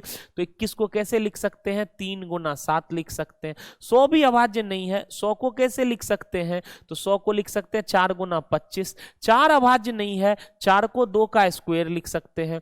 25 अभाज्य नहीं है, इसे 5 का स्क्वायर लिख सकते हैं। तो बेटा ये इसका अभाज्य गुणनखंड होगा। ऑप्शन से मैच कराइए। 2 का स्क्वायर मतलब 2 गुना 2 तो आना चाहिए, 2 गुना 2 यहां भी है, यहां भी, तीनों में है। फिर 2 गुना 2 के बाद फिर 5 गुना 5 भी आना चाहिए। अब देखिए 5 गुना 5 कहाँ है? तो यहाँ भी 5 है, और यहाँ इसको लिख सकते हैं 3 गुना 5, तो 2 बार 5 भी आ गया। देखिए 2 बार 2 आना चाहिए, 2 बार 5 आना चाहिए, आ चुका है। 3 और 7 आना चाहिए, 3 और 7 आ चुका है। यानी ऑप्शन ए ही आपका सही जवाब हो रहा होगा। ऑप्शन ए राइट आंसर होगा। यहाँ पर देखिए जो और ऑप्शंस हैं वो मैं देख पा रहा हूं कि शायद गलत लिखे हुए हैं। ये ऑप्शन कि इसको भी अगर मैं सोल्व करूं तो ये भी तो हमारा 2100 ही बनाएगा। ये 4 है, 25 चौके 100 और 7 या 21, तो ये भी 2100 के ही बराबर बनाएगा। ये भी 2100 बनाएगा। और यहाँ अगर बात करें तो 2 दूनी 4, और इसकी भी बात करें तो भैया ये भी आपका 5 गुना 7 लिख सकते हैं, ये भी 2100 बनाएगा। तो बेटा आपका जो आंसर होगा, देखिए इसका मतलब है ये 3 ऑप्शन 2100 को ही बना रहे हैं, यानी आपको पूरा तरह से अभाज्य गुणनखंड के रूप में लिखना पड़ेगा। किसी भी नंबर को आप मर्ज नहीं कर सकते। यानी जैसे यहाँ 15 लिखा हुआ है तो ये 15 नहीं हो पाएगा। क्यों? क्योंकि 15 एक अभाज्य संख्या नहीं है। यहाँ 35 है तो 35 भी नहीं हो पाएगा, यानी इसका सही जवाब होगा option C. Option C right answer होगा। मैंने सिर्फ ये देखा कि कहाँ 2100 बन रहा है, लेकिन ऐसा नहीं हो रहा है। पूरी तरह से अभाज्य संख्या के गुना के रूप में लिखना है, तो यानी किसी नंबर को आप मर्ज नहीं कर सकते हैं। यानी ये 2 गुना 2, 3 गुना 5 गुना 5 गुना 7, यानी पूरी तरह से अभाज्य संख्या के रूप में बन रहा है। मैं फिर से रिपीट करना चाहूंगा, ये भी संख्या 2100 बन रही है, लेकिन यहाँ 15 अभाज्य संख्या नहीं है, इसलिए इस ऑप्शन को नहीं ले सकते। यहाँ 35 अभाज्य संख्या नहीं है, ये भी 2100 बना रहा है, इसलिए इसको नहीं ले सकते। लेकिन इसमें जितने टर्म्स बनाए गए हैं वो सारे टर्म अभाज्य संख्या के रूप में लिखे हुए हैं। 2 भी एक अभाज्य संख्या, 3 भी अभाज्य संख्या, 5 भी अभाज्य संख्या, 7 भी अभाज्य संख्या, तो सी इसका सही जवाब हो रहा होगा। ठीक है भाई, तो सी राइट आंसर है इस सवाल का। अगला सवाल कहता है एक कमरे की लंबाई 15 मीटर है, इसके संपूर्ण फर्श पर 15 गुना 12 बीमा की 7500 टाइल लगती है, तो कमरे की चौड़ाई क्या होगी? अगर किसी कमरे के फर्श पर हम टाइल्स लगाएंगे तो जो कमरे का क्षेत्रफल होगा वो टाइल्स के क्षेत्रफल के बराबर होना चाहिए। अब कमरे का क्षेत्रफल क्या है? इसकी लंबाई 15 है, तो क्षेत्रफल होता है लंबाई गुना चौड़ाई। चौड़ाई को हम x मान लेते हैं, तो इसका क्षेत्रफल हो जाएगा 15x। ये टाइल्स के क्षेत्रफल के बराबर होना चाहिए। अब देखिए एक टाइल्स का ये 15 गुना 17, ये मीटर में दिया हुआ है, ये ध्यान रखिएगा। ये इसकी यूनिट जो है ये मीटर में है, तो यहां मीटर स्क्वायर बन जाएगा, मीटर स्क्वायर बन जाएगा। फिर इसकी जो टाइल्स की जो यूनिट है वो 15 गुना 12 है, 15 गुना 12 सेंटीमीटर, यानी लंबाई 15 चौड़ाई 12 सेंटीमीटर। तो एक टाइल्स का जो क्षेत्रफल होगा वो होगा 15 गुना 12, ये हो जाएगा। और ये सेंटीमीटर में है, तो इसको मीटर स्क्वायर में बदलिए। सेंटीमीटर को मीटर में बदलने के लिए 100 से भाग देते हैं, तो यहां भी 100 से भाग देंगे, यहां भी 100 से भाग देंगे, तो 100 गुना 100 यानी 10,000 से भाग हो जाएगा। भैया ये एक टाइल का क्षेत्रफल है। अगर आपको फर्श पर 2700 टाइल्स बिछाने हैं तो फर्श का क्षेत्रफल 2700 टाइल्स के बराबर होगा। एक टाइल्स का ये क्षेत्रफल है, तो 2700 टाइल्स की क्षेत्रफल क्या होगी? अब मीटर स्क्वायर कट जाएगा, तो मीटर स्क्वायर हटा दे रहा हूं। एक टाइल का क्षेत्रफल ये है, तो 2700 टाइल्स की क्षेत्रफल ये होगी। 2 0 से 2 0 को मैं कैंसिल कर रहा हूं, और क्या क्या कैंसिल हो रहा है?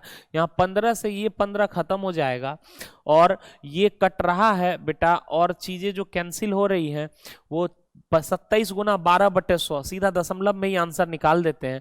12 सत्ते 84 के 4 बचा 8, 12 दूना 24, 24 और 8 32, 324 बटे 100, यानी 3.25 मीटर। 3.25 मीटर इसकी चौड़ाई होनी चाहिए। 3.25 मीटर कोई ऑप्शन में नहीं है, 3.25 मीटर कोई ऑप्शन में नहीं है, तो यहाँ ऑप्शन मैच नहीं कर रहा। दोस्तों एक बार फिर से चेक करेंगे। इसकी लंबाई 15 मीटर है, इसकी चौड़ाई को x मान लेते हैं, तो लंबाई गुना चौड़ाई इसका क्षेत्रफल हो जाएगा।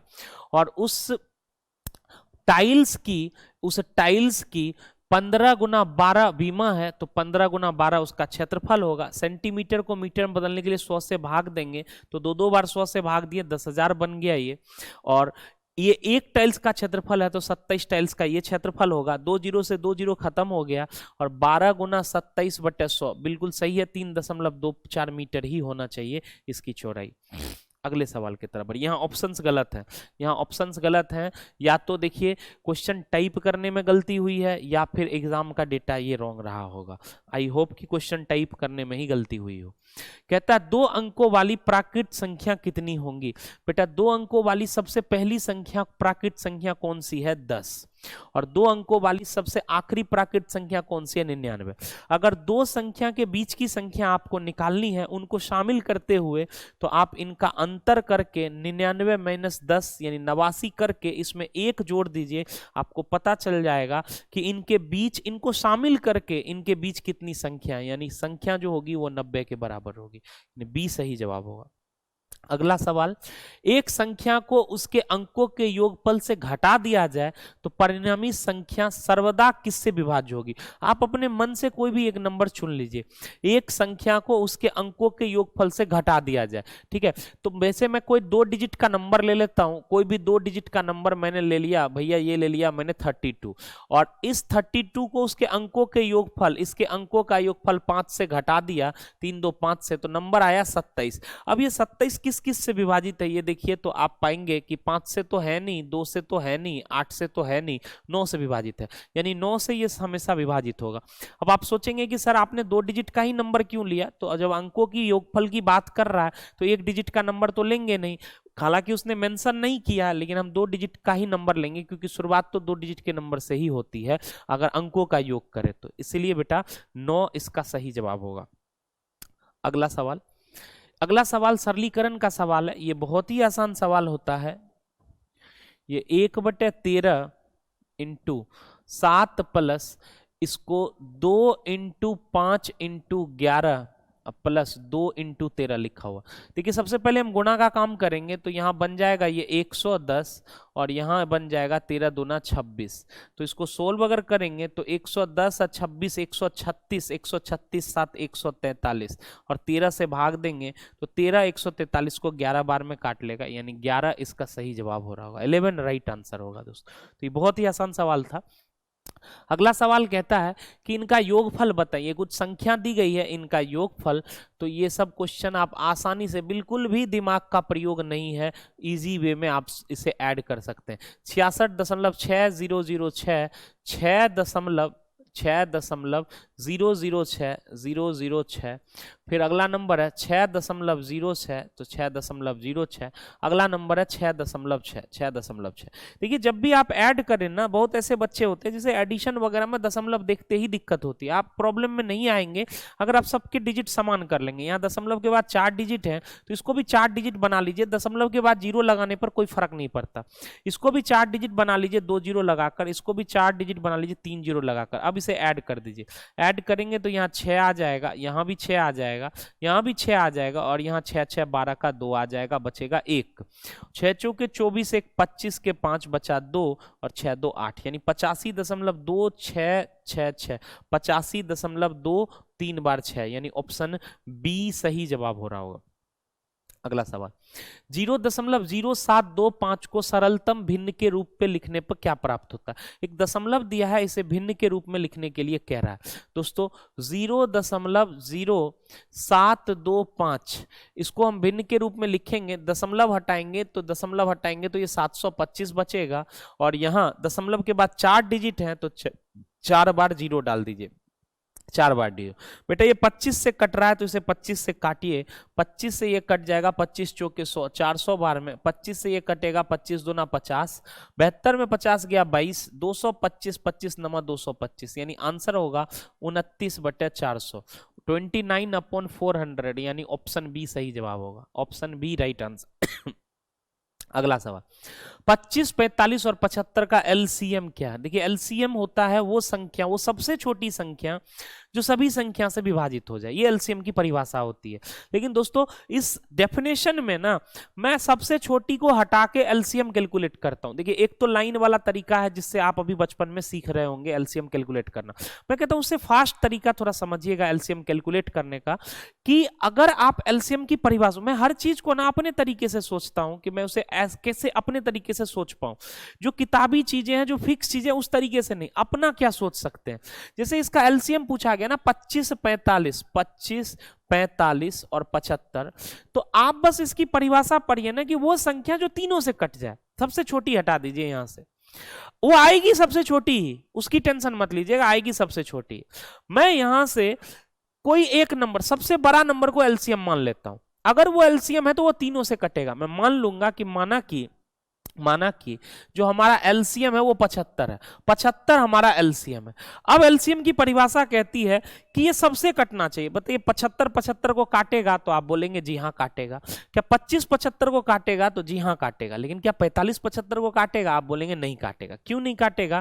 क्योंकि 45 का निर्माण हुआ है 5 गुना 9 से, 5 75 को काट लेगा, और 9 का निर्माण हुआ है 3 गुना 3 से, 3 भी तीन जो है 75 को काट लेगा, लेकिन एक बार तीन बच जाएगा। 75 में एक ही बार तीन होता है, यहां दो दो बार तीन आ गया, एक तीन बच जाएगा। यानी अगर यहां तीन होता तो ही ये तीन कट पाता। तो बेटा इस तीन को यहां लिख दीजिए, आपका आंसर आ चुका। यही एलसीएम है आपका, 5 तिया 15, 7 तिया 21, 1 22, 225 आपका एलसीएम हो रहा होगा। देखिए मुझे ऐसे भाषा बोल के ना पढ़ना बहुत आसान लगता है, एलसीएम वगैरह, ये तो बहुत ही छोटा सवाल था। हालांकि आप लाइन वाले तरीके से भी एलसीएम बना सकते हैं, लेकिन ऐसे मौखिक पढ़ना बड़ा आसान सा लगता है। एलसीएम कुछ लिखने की जरूरत नहीं, सिर्फ आप एलसीएम मान लीजिए। तरीका ध्यान से सुनिए, सबसे बड़ी संख्या को एलसीएम मानकर परिभाषा पढ़ दीजिए, एलसीएम पता चल जाएगा।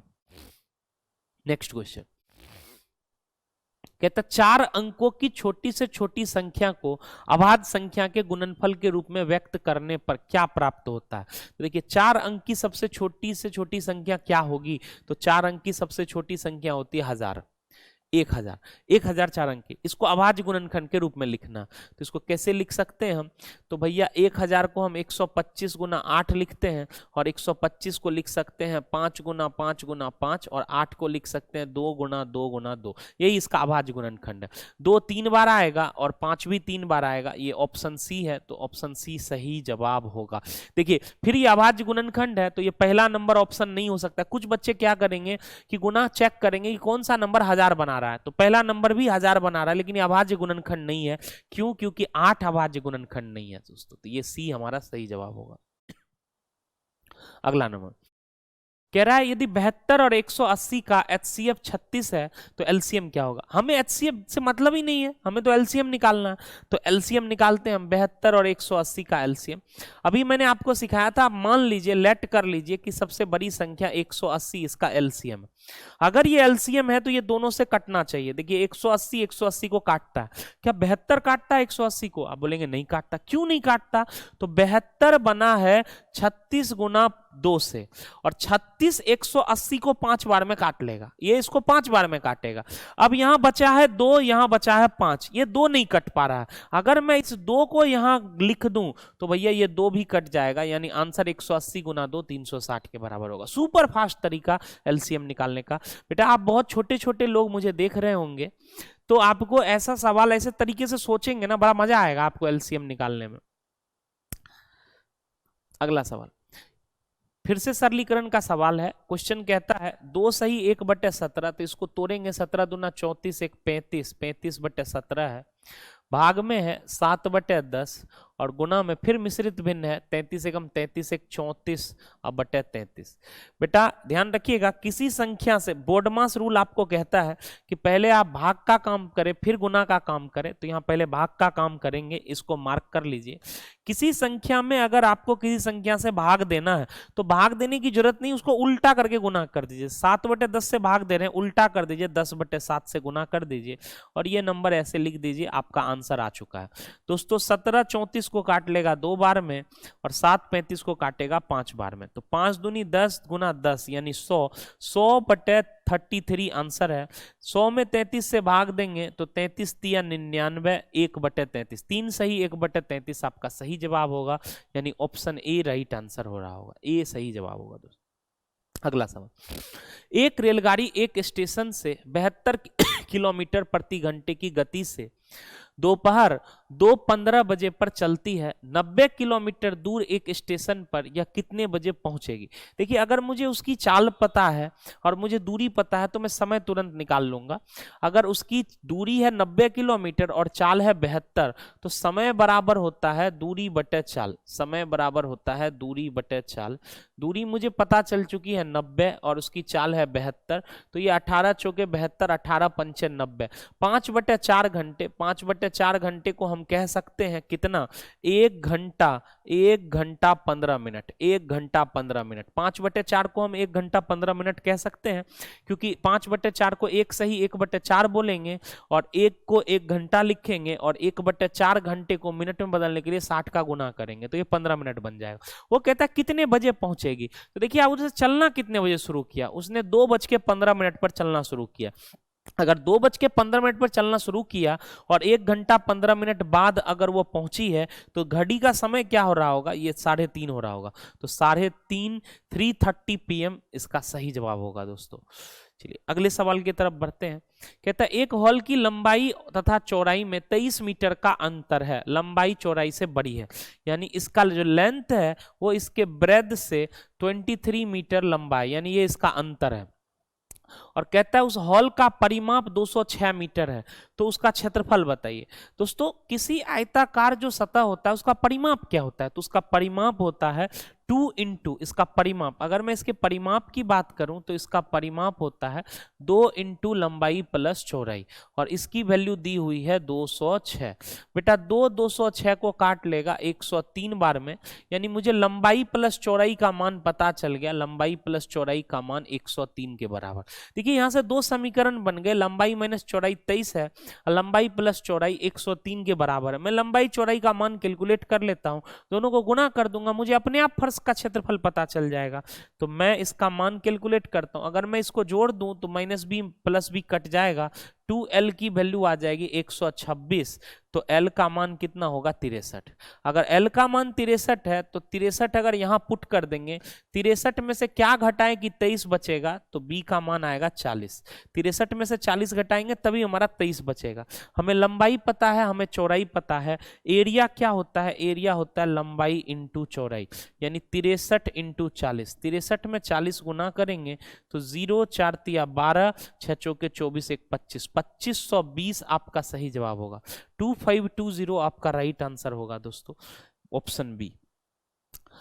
12 सही 1/16 का दशमलव मान क्या होगा, तो बेटा 12 सही 1/16 को हम लिख सकते हैं 12 प्लस 1/16, और 1 में जब 16 से भाग देंगे तो आंसर क्या आएगा, आप बोलेंगे 0 दशमलव, दशमलव लगाएंगे तो ये 10 बनेगा, और फिर 0 लगाएंगे तो अब ये 100 बनेगा। अब 100 में 16 से भाग देंगे तो 16 छक्के 96, 96, 100 में 96 चला गया, बचा 4, फिर दशमलव के कारण 0 तो 40, फिर 16 से भाग देंगे, 16 दूना 32, 40 में 32 गया, क्या बचा 8, फिर 80, और 16 पंचे 80, तो इसका उत्तर क्या होगा 12.0625, ये इसका सही जवाब होगा 12.0625, यानी ऑप्शन सी सही जवाब होगा दोस्तों। कहता है 18% की दर से साधारण ब्याज पर कितने वर्षों में 1500 रुपए 1800 रुपए हो जाएंगे। अगर 1500 रुपए 1800 रुपए बन रहे हैं, यानी मेरा ब्याज कितने का बन रहा है, मेरा ब्याज बन रहा है 300 रुपए का। 300 रुपए का ब्याज बन रहा है 8% की दर पर, तो कहता है समय क्या हो रहा होगा। दोस्तों साधारण ब्याज बराबर क्या होता है, साधारण ब्याज बराबर होता है PRT/100। आप मुझे बताइए, साधारण ब्याज की वैल्यू पता चल चुकी है 300, मूलधन का मान मुझे पता है 1500, R की वैल्यू मुझे दी हुई है कितनी 8, और टाइम पूछा जा रहा है /100। क्या कितना आसान लॉलीपॉप सवाल है, 2 0 से 2 0 खत्म हो जाएगा, और यहां 15 इसको काट लेगा 20 बार में, और 8 20 को 2.5 बार में काटेगा, यानी टाइम की वैल्यू कितनी होगी 2.5 वर्ष। तो 2.5 साल इस प्रश्न का सही जवाब होगा, 2.5 साल राइट आंसर होगा दोस्तों, ऑप्शन सी सही जवाब है। अगला सवाल कहता है एक साइकिल की कीमत 20% की घटोतरी पर उसकी खरीदारी में 20% की बढ़ोतरी होती है, तो दुकान की बिक्री पर इसका क्या असर होगा। दोस्तों इस प्रश्न को ना आप कई सारे तरीके से सोल्व कर सकते हैं, लेकिन जो आपके लिए, आप ऐसे सवालों के लिए एक फॉर्मूला समझा रहा हूं, उस फॉर्मूले को याद रखिएगा। अगर आप उसकी कीमत में 20% की कमी करेंगे और उसकी बढ़ोतरी में 20% की वृद्धि होगी, तो उसका जो टोटल बिजनेस है उस पर क्या प्रभाव पड़ेगा, वो एक सूत्र से निकलता है x + y + xy/100। आपको ज्यादा आसान लगेगा इस तरह से सवाल करने में, हालांकि इस सवाल को मैं 7 से 8 तरीके से सोल्व कर सकता हूं दोस्तों, लेकिन ये तरीका अभी आप जो आप जिस तरह से नवोदय के प्रिपरेशन कर रहे होंगे, तो आप ये रिजल्ट जरूर पढ़े होंगे कि अगर किसी चीज की कीमत में x% की वृद्धि हो रही है और उसकी जो बिक्री हुई वो भी y% से बढ़ गया, तो मेरा जो बिजनेस है उसमें जो प्रभाव पड़ेगा वो x + y + xy/100 का प्रभाव पड़ेगा। बस ये ध्यान रखिएगा इस फॉर्मूला लगाने में कि वृद्धि मतलब प्लस होता है और कमी मतलब माइनस होता है। कहता है साइकिल की कीमत में 20% की कमी हुई है, तो यहाँ -20 लिखिएगा, जिसके कारण खरीदारी में 20% की वृद्धि हुई है, तो यहाँ +20 लिखिएगा। इसी दोनों को गुना करेंगे तो प्लस माइनस, यहाँ x का मान रखेंगे 20 और y का मान +20, तो प्लस माइनस माइनस आ जाएगा, 20 गुना 20 बनेगा ये, अपॉन कितना 100। तो बेटा -20 + 20 कट जाएगा, 2 0 से 2 0 खत्म हो गया, आंसर आ गया -4। -4 का मतलब है कि 4% की कमी, माइनस का मतलब कमी होता है, तो आंसर होगा 4% डिक्रीज, यानी ए इस प्रश्न का सही जवाब होगा। आखिरी क्वेश्चन, लास्ट क्वेश्चन बेटा देखते हैं, ये सरलीकरण का सवाल है जिसमें लिखा है 20 में 5 से भाग दिया गया है, फिर इसमें 2 से भाग दिया गया है, प्लस 16 में 8 से भाग दिया गया है, गुना 2 का किया गया है, फिर 10 में भाग दिया गया है 5 से, और इसमें 3 + 2 लिखा हुआ। बेटा सबसे पहले ब्रैकेट का काम करेंगे, 20 में 5 से भाग देंगे तो ये बनेगा 4, फिर 4 में यहाँ 2 से भाग देंगे, प्लस फिर ब्रैकेट का काम करेंगे, 16 में 8 से भाग देंगे 2, 2 में 2 का गुना करेंगे, फिर 10 में 5 से भाग देंगे 2, और इनटू ब्रैकेट में 3 2 5 लिखेंगे, बस ये खत्म हो गया। अब बॉडमास रूल जरूर लगाइएगा। बॉडमास रूल आपको समझाता है कि पहले आपको भाग का काम, फिर गुना का काम, फिर प्लस का काम। तो यहाँ भाग का काम पहले करेंगे, 4 में 2 से भाग देंगे 2, यहाँ प्लस लिख देंगे, फिर गुना का काम करेंगे 2 दूना 4, फिर प्लस लिख देंगे, फिर गुना का काम करेंगे 5 दूनी 10, तो 10 4 14 2 16, 16 इस प्रश्न का सही जवाब होगा, ऑप्शन सी राइट आंसर है। तो प्यारे बच्चों, आपको उम्मीद करता हूं कि आपको ये जो 20 क्वेश्चन की एनालिसिस थी वो आपको बहुत बढ़िया से समझ में आया होगा। मुझे कमेंट करके जरूर बताइएगा, अगर आप कोई भी सवाल दूसरे तरीके से समझना चाहते हो या अच्छे से ना समझे हो तो मैं जरूर आपको कमेंट में रिप्लाई करूंगा। आज के लिए आप सभी से विदा लेते हैं, थैंक यू सो मच। अच्छे से रहिए, अच्छे से पढ़ते रहिए और अपना भविष्य निर्माण में लगे रहिए। Thank you so much.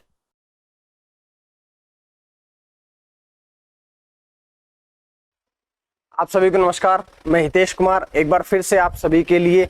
आज देखिएगा, जो नवोदय विद्यालय है, जवाहर नवोदय विद्यालय, इसके लिए जो क्लास 6 का जो एंट्रेंस एग्जाम आया था, क्लास 6 के लिए जो एंट्रेंस एग्जाम आया था, उसमें हिंदी का पोर्शन जो है वो आप लोगों के लिए सॉल्यूशन इसका मैं लेकर के आया हूं। तो चलिएगा बात करते हैं, पूरे पोर्शन को पढ़ते हैं हिंदी के निर्देश देखिएगा। सबसे पहले जब भी आपके सामने ऐसा गद्यांश या पद्यांश आता है तो उसके निर्देश को आपने पढ़ना चाहिए।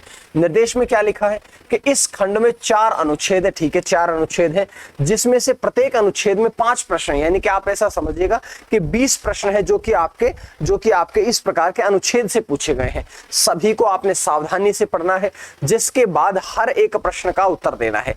4 संभावित प्रश्न है, जिसमें से क्रमांक दिया हुआ है ABCD, जो कि आप लोग आगे ऑप्शन के रूप में पढ़ेंगे, और इनमें से केवल 4 में से एक ही शब्द, एक ही जो आपका आंसर है वो सही रहेगा। तो जो सही आंसर है उसको आपने दर्शाना है और उसको आंसर में लगाना है। तो चलिएगा, सबसे पहला जो ये है इसको हम पढ़ते हैं। सबसे पहले अनुच्छेद को पढ़ते हैं, बहुत छोटा सा अनुच्छेद है, सिर्फ 4 या 5 लाइनों का है कि एक बार हम गांव गए जहां अनेक परिवार अपने बनाए हुए चिकनी मिट्टी के बर्तन बेच रहे थे। वहां हमें किसी परिवार के बनाए हुए कृत्रिम फल और सब्जियों को ने बहुत आकर्षित किया। वहां हमने वहां ऐसे उत्तम आकारों और रंगों के सेब, संतरे और टमाटर देखे कि असली और उनमें अंतर करना मुश्किल था। यानी कि इस प्रकार के उन्होंने सेब संतरे देखे कि जो वास्तविक होते हैं, असली होते हैं, उनको, और जो नकली थे, जो उन्होंने कृत्रिम रूप से बना रखे थे, उनमें अंतर करना बड़ा मुश्किल था। यानी कि इतने समानता के साथ में उनको बनाया गया था। और आगे बढ़ते हैं कि मुश्किल था। प्रत्येक ने उनकी बहुत प्रशंसा की। जो भी उनके साथ में गया हुआ था, उन सभी ने उन बनाए हुए कृत्रिम सेब, संतरा या जो भी कुछ सामान बनाया हुआ था उसकी बड़ी प्रशंसा करी। अब बात करते हैं कि सर पहले प्रश्न के बारे में बात करते हैं।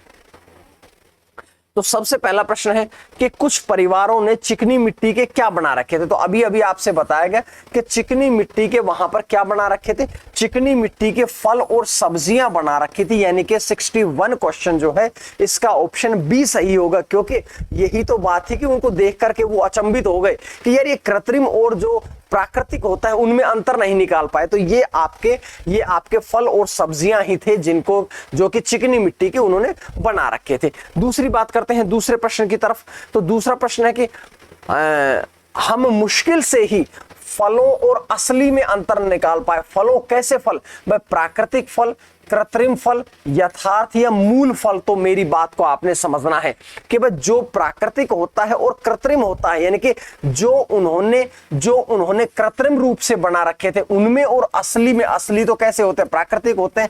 तो यहां पर आपने समझना है कि जो कृत्रिम फल थे और जो असली होते हैं, जो वास्तविक होते हैं, उनमें अंतर नहीं कर पा रहे थे। यानी कि जो आपका 62 नंबर क्वेश्चन है इसका आंसर हो जाएगा बी, कि कृत्रिम फल और असली फल में अंतर निकाल नहीं सकते थे, इतने एक समान नजर आ रहे थे। उसके बाद में बात करते हैं कि सर 63 नंबर क्वेश्चन कि ऐसे सच शब्द क्या है। क्रिया का मतलब होता है कि जो शब्द किसी भी काम को करने वाले का बोध कराए, तो इसने तो कोई काम को करने वाले का बोध नहीं कराया है। क्रिया विशेषण की अगर हम बात करें तो क्रिया विशेषण होता है जो क्रिया की विशेषता बताता है। अब ऐसे शब्द जो है वो क्रिया विशेषण नहीं होता है, बल्कि क्रिया की नहीं, संज्ञा और सर्वनाम की विशेषता बताता है, ये विशेषण होता है। और विशेषण में भी अगर मैं बात करूं कैसा विशेषण, तो विशेषण में भी ये आपका सार्वनामिक विशेषण हो जाता है। कैसा विशेषण हो जाता है? सार्वनामिक विशेषण हो जाता है। यानी कि आपका जो 63 क्वेश्चन है इसका आपका ऑप्शन सी हो जाएगा कि सार्वनामिक विशेषण या विशेषण, आपका ऑप्शन जो है वो सही रहेगा। बात करता हूं 64 कि भेद समानार्थी है। देखिएगा भेद जो है उसका समानार्थी, भेद समानार्थी का मतलब होता है कि समान प्लस अर्थी, कि वे शब्द जो समान अर्थ को प्रकट करते हैं वही आपके समानार्थी शब्द कहलाते हैं। तो भेद का मतलब होता है अंतर, वह भेद करना, दोनों में अंतर करना, ठीक है कि नहीं। तो अंतर और भेद दोनों के दोनों शब्द आपके समानार्थी शब्द रहेंगे, ये बात आपने समझनी है।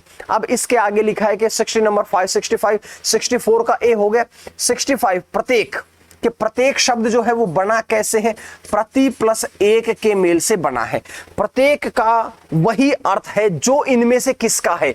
विशिष्ट का, विशिष्ट मतलब होता है विशेष, सटीक मतलब होता है ठीक, कुछ मतलब होता है ये आपका कुछ जो है ये आपका जो है एक तो पहली बात तो संदेहवाचक वाक्यों में प्रयोग किया जाता है, कुछ जो है सर्वनाम है, अनिश्चयवाचक सर्वनाम भी है। लेकिन अगर आप हर एक की बात करेंगे ऑप्शन सी, क्योंकि हर एक और प्रत्येक जो शब्द है दोनों का एक ही अर्थ होता है, यानी कि दोनों के दोनों समान है, एक जैसे हैं, ठीक है कि नहीं। तो ये आपका 65 नंबर क्वेश्चन आपको समझ में आया होगा।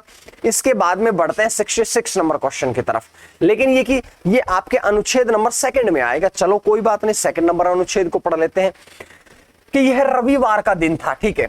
हरीश पार्क में अपने मित्रों के साथ खेल रहा था, ठीक है भाई, रविवार का संडे का दिन था, हरीश अपने मित्रों के साथ में खेल रहा था। निकट में एक तालाब था, हरीश तैरना चाहता था, वह छपाक से तालाब में कूद गया और तालाब के दूसरे छोर में पानी में बहुत बतख थी। पानी में बतख होती है, तो वो जब पानी में कूदा तो वहां पर भी बहुत सी बतख थी। अब यहां पर क्या कह रहा है कि हरीश ठंडे पानी में, ध्यान रखिएगा ठंडा पानी था, साथ साथ में हल्की धूप थी, कि ठंडे पानी और हल्की धूप का आनंद लेते हुए तैर रहा था। अचानक उसने जोर की आवाज सुनी और पानी में छितर गया। उसने चारों तरफ देखा, कहीं किसी ने तालाब में गोता तो नहीं लगाया है, उसे कोई दिखाई नहीं दिया। चलो कोई बात नहीं है। अब इस प्रश्न में बात करते हैं कि प्रश्न ये है कि हरीश पार्क में अपने किसके साथ में खेल रहा था। क्या हरीश अपने भाइयों के साथ में खेल रहा था? भाइयों का तो जिक्र नहीं हुआ है। क्या सहपाठियों के साथ खेल रहा था? नहीं, सहपाठियों का जिक्र भी नहीं हुआ है। मित्रों के साथ तो जरूर खेल रहा था, क्योंकि यहां पर क्या कहा गया है कि हरीश पार्क में अपने मित्रों के साथ में खेल रहा था। प्रश्न नंबर 66 का आंसर क्या होगा? मित्र शब्द हो जाएगा, ठीक है। उसके बाद में आगे बढ़ते हैं 67 की तरफ। 67 क्या कहता है तो देखिएगा, 67 कहता है कि हरीश जो था वो तालाब में कूद गया। क्यों? तैरने के लिए, मछली पकड़ने के लिए, बतख का पीछा करने के लिए, स्नान करने के लिए। तो यही तो बात बताई थी कि वह ठंडे पानी का आनंद लेने के लिए, तैरने के लिए वो पानी में कूद गया था। तो आपका आंसर यहां से क्या हो जाएगा? ऑप्शन ए, कि वो तैरने के लिए पानी में कूदा था, ठीक है। उसके बाद में बताते हैं कि मौसम कैसा था। अब एक बात समझिएगा इस प्रश्न में कोई भी मौसम के बारे में कुछ भी नहीं बताया गया है कि मौसम ठंडा था, गर्म था, कैसा था, कुछ भी नहीं बताया गया। लेकिन हम तो आइडिया लगाएंगे। यहां से हम अंदाजा जब लगाएंगे तो दो बातें हमने समझ में आई कि पहले तो पानी ठंडा था, अब पानी अगर मौसम गर्म होगा तो पानी ठंडा नहीं हो सकता है, मौसम अगर थोड़ा गर्म होगा तो पानी ठंडा कैसे होगा। दूसरी बात क्या, हल्की धूप थी, अब हल्की धूप गर्मियों में होगी तो पानी गर्म मिलेगा, लेकिन हल्की धूप तो सर्दियों में होती है। तो दोनों के दोनों जो क्लू है हमें ये बताते हैं कि पानी ठंडा था, साथ में हल्की धूप थी, तब भी पानी ठंडा मिलेगा। सर्दियों का दिन, सर्दियों में हमेशा धूप ठंडी हल्की होती है, गर्मियों में तो बहुत तेज धूप होती है। तो यहां से आपका ऑप्शन सी को सही कर सकते हैं। ठीक है, बात करता हूं प्रश्न नंबर 69 की कि तालाब में और कौन था। बताइएगा तालाब में एक और पर कौन था पानी में। अभी तो बताया था कि पानी में कौन था, पानी में बतख थी। तो आपका ऑप्शन जो है ऑप्शन ए हो जाएगा। ठीक है, प्रश्न नंबर 70 प्रश्न की तरफ पढ़ते हैं कि गोता लगाना। ठीक है भाई, गोता लगाना शब्द का वैसा ही अर्थ है जैसा फिसलना। पर फिसलने का मतलब होता है रिपट जाना, है ना, लेकिन यहां पर तो रिपटने फिसलने का कोई जिक्र है ही नहीं। गिर जाना, गोता लगाने का मतलब गिरना नहीं होता है। दूसरी बात, चढ़ना कहीं चढ़ने का जिक्र। अरे गोता लगाना मतलब होता है कि कूदना। तो यहां पर आपका ऑप्शन जो है वो सी रहेगा। गोता लगाने का मतलब है कि पानी में कूद जाना। यहां पर आपका ऑप्शन एकदम सटीक रहेगा, सी ऑप्शन। उसके बाद में प्रश्न नंबर बात करते हैं 71 की। ये एक और अनुच्छेद आपके सामने आ गया, चलिएगा इसको भी पढ़ लेते हैं कि सांप रेंगने वाले कहे जाने वाले प्राणियों की श्रेणी में आते हैं कि जो रेंग करके चलते हैं। आपने देखा होगा सांप के पैर नहीं होते, सांप सिर्फ रेंग करके चलते हैं ना, तो रेंगने वाले की श्रेणी में आते हैं। अब इसके अलावा रेंगने वाले समूह में मगरमच्छ भी आते हैं, छिपकली भी आती है, कछुए भी आते हैं। ठीक है कि नहीं, तो ये सारे रेंगने वाले में आते हैं। उसके बाद सांप वनों, मरुस्थलों और झीलों आदि सभी जगह पाए जाते हैं। चाहे वन की बात कर ले, मरुस्थल की बात कर ले, झील की बात कर ले, सब जगह सांप पाए जाते हैं। वे साल भर बर्फ से ढके रहने वाले स्थानों में भी जीवित नहीं रह सकते। तो कौन से स्थान में जो सांप है वो जीवित नहीं रह सकते? जो परमानेंटली बर्फ से ढके रहते हैं। उसके बाद में कि सांपों की दृष्टि बहुत कमजोर होती है। तो ये बात भी समझ में आई कि सांप जो है वो देखने में, इस पैराग्राफ, इस अनुच्छेद के अनुसार सांप देखने में भी कमजोर है, कि उनकी दृष्टि जो है वो कमजोर होती है। अब क्या कहा गया आगे कि सर क्षति से, नुकसान से बचने और भोजन पाने के लिए वे अन्य इंद्रियों का प्रयोग करते हैं। कुछ सांप अपनी नाक से सूंघते हैं, कुछ सांप जो है वो अपनी नाक से सूंघते, पर अधिकतर जो है ना सांप किससे सूंघते हैं? वो अपनी जीभ से सूंघते हैं, ऐसा इसमें पैराग्राफ में कहा गया है। सांप का शरीर जो है वो कोशिकाओं की परतों से बनी शल्कों से ढका होता है। किनसे? ये कोशिकाओं से बनी होती है ना परत, उन परतों से ढका होता है। और वर्ष में कई बार सांप अपनी मृत चमड़ी की बाहरी परत छोड़ देता है और उसके नीचे की कोशिकाएं जो है तुरंत बाहरी परत का निर्माण कर देती है, और जो कि सांप की सुरक्षा भी करती है, कि जो बाहरी परत है ये सांप की सुरक्षा भी आपकी करती है। अब आप आगे बढ़िएगा। पहला प्रश्न यानी कि 71 कि सांपों को क्या कहा जाता है? तो मुझे बताइएगा कि सांपों को मगरमच्छ, छिपकली और कछुओं की श्रेणी में रखा गया है। तो यहां पर कछुआ, छिपकली और मगरमच्छ में से क्या है कि सांप को क्या कहा गया है? भैया सांप को क्या कहा गया? रेंगने वाले पशु जानवरों में कहा गया। तो सांप को क्या कहा गया है? रेंगने वाले जीवों में रखा गया है। ठीक है, छिपकली भी रेंगने वाली है, कछुआ भी रेंगने वाला है, तो यहां पर रेंगने वाले में रखा गया है। उसके बाद में प्रश्न नंबर है 72, क्या कह रहा है कि सांप कहां जीवित नहीं रह सकते? तो अभी अभी मैंने इसमें बताया था कि सांप ऐसे स्थान पर जीवित नहीं रह सकते हैं जो स्थान बर्फ से ढका होता है। तो यहां पर यह कहा कि बर्फ से जमे स्थानों पर सांप जो है वो जीवित नहीं रह सकते हैं। सांपों की क्या कमजोर होती है? कि सूंघने का बोध, सुनना और मार्ग बोध, दृष्टि बोध, या फिर दृष्टि कमजोर होती है। तो सांप जो है अभी बताया ना कि सांपों की दृष्टि जो है वो कमजोर होती है। ये मैंने अभी अभी बताया कि आप ऐसा समझिएगा, इतना आसान प्रश्न है कि आप इसमें से पैराग्राफ या अनुच्छेद को पढ़ना ही नहीं चाहते, आप डायरेक्टली आंसर लगा सकते हैं ना। तो यही बातें मैं आपको बता रहा हूं। 74 और 75 नंबर प्रश्न। 74 क्या कहते हैं कि को चोट लगने से बचाता है या बचाती है। सांप को कौन बचाती है? जीभ बचाती है। तो जीभ तो उसको खाने के और साथ साथ में कई बार सूंघने के काम आती है, ये मैंने अभी पैराग्राफ में बताया। शल्क जो है वो बचाने का काम करती है क्या? अरे शल्क के बारे में अभी अभी इसमें पैराग्राफ में क्या कहा गया कि जो कोशिकाएं जो है बाहरी परत का निर्माण कर देती है और ये उसके बारे में बात करते हैं, ठीक है ना। शल्क नहीं बल्कि आप कहेंगे कि जो मृत चमड़ी है उसके बाद में शल्क जो है वो उसको बनाने का निर्माण करती है। तो यहां से आप लोग ये समझ लेंगे कि सर शल्क जो है वो उससे ढका हुआ रहता है, परत से जो कोशिकाएं जो है वो शल्कों से ढकी रहती है, तो शल्क जो है वो उसका बचाने का कार्य करती है।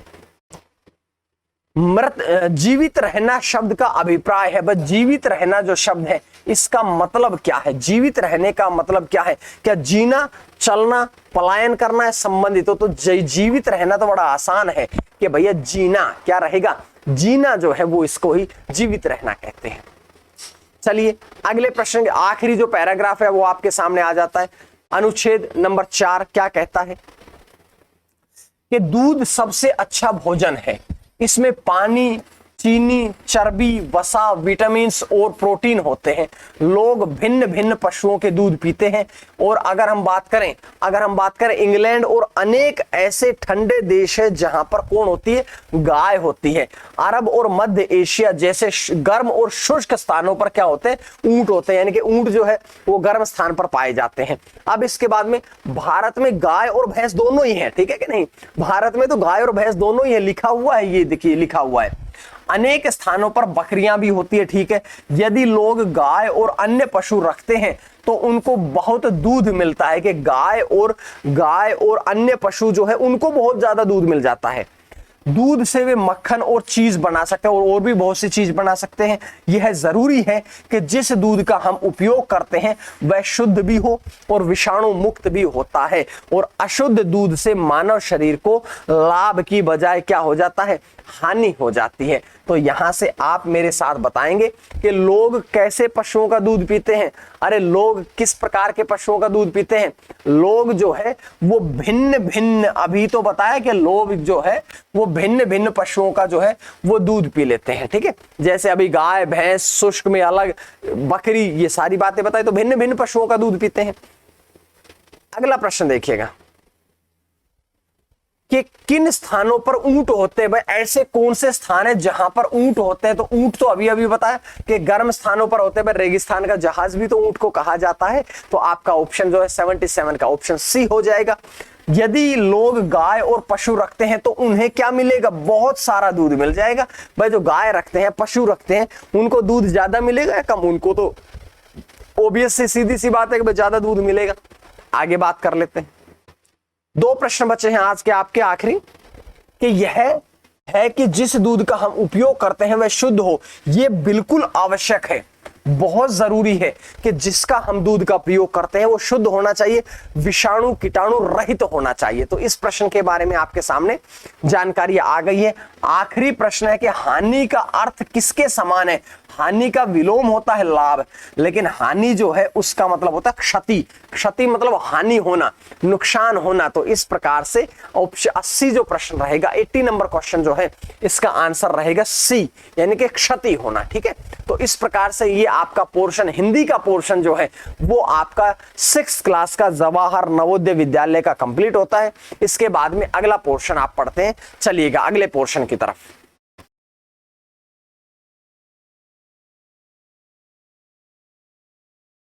हेलो स्टूडेंट्स, आप लोगों का ये नवोदय विद्यालय का 6th क्लास का एंट्रेंस टेस्ट का जो आपका ये पेपर था इंग्लिश का, मैं आप लोगों को पूरा एक पेपर डिस्कस करा देता हूं। आप क्या अटेम्प्ट कर आए हैं और किस तरीके से आपका स्कोर रहेगा। देखिए एक बार क्वेश्चन आपके बस 4 पैसेजेस हैं, आपको देखने किस तरीके से पैसेज आए थे ये आप लोगों के।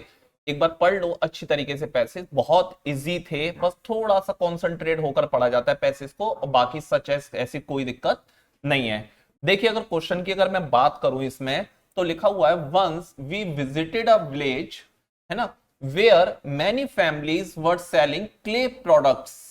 क्या बेच रहे हैं बेटा वो लोग? क्ले प्रोडक्ट्स बेच रहे हैं। क्ले होता है मिट्टी, मेड बाय देम, उनके द्वारा, मतलब विलेज के जो लोग थे उसमें गए थे, वहां जहां घूमने गए थे वहीं के लोग ये क्ले प्रोडक्ट बना रहे थे। इस वर्ड पे फोकस रखिएगा क्योंकि हो सकता है इससे क्वेश्चन बनाओ।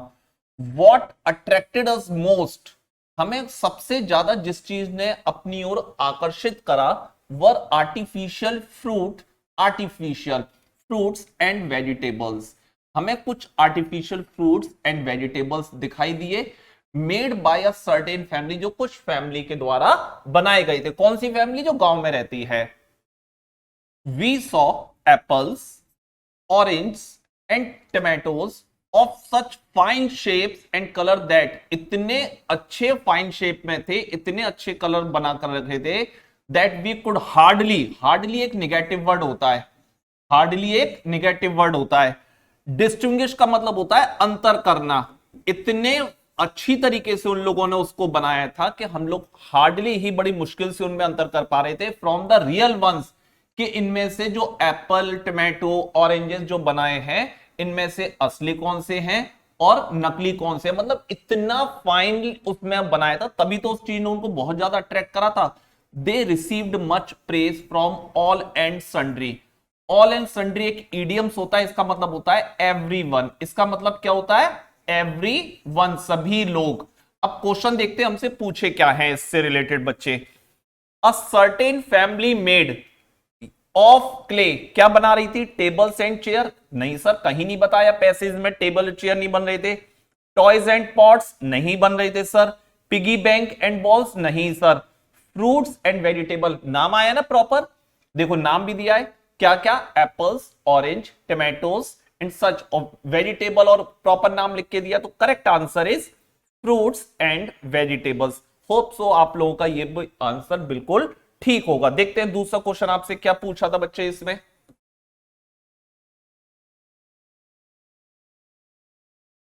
दूसरा क्वेश्चन आप लोगों से पूछा है इसमें,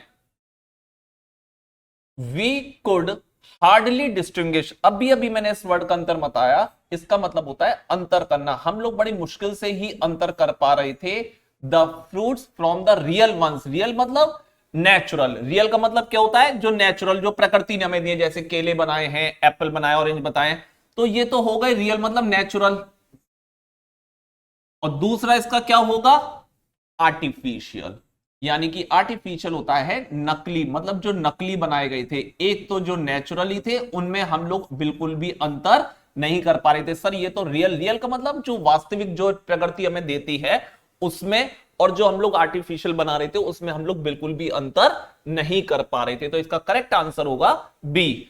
the word such is, such क्या है इस वर्ड में, मतलब जो सच वर्ड है वो क्या होता है? वो है एडजेक्टिव। क्या होता है बच्चे? एडजेक्टिव होता है, याद रखना, ये आपका ग्रामेटिकल पोर्शन था।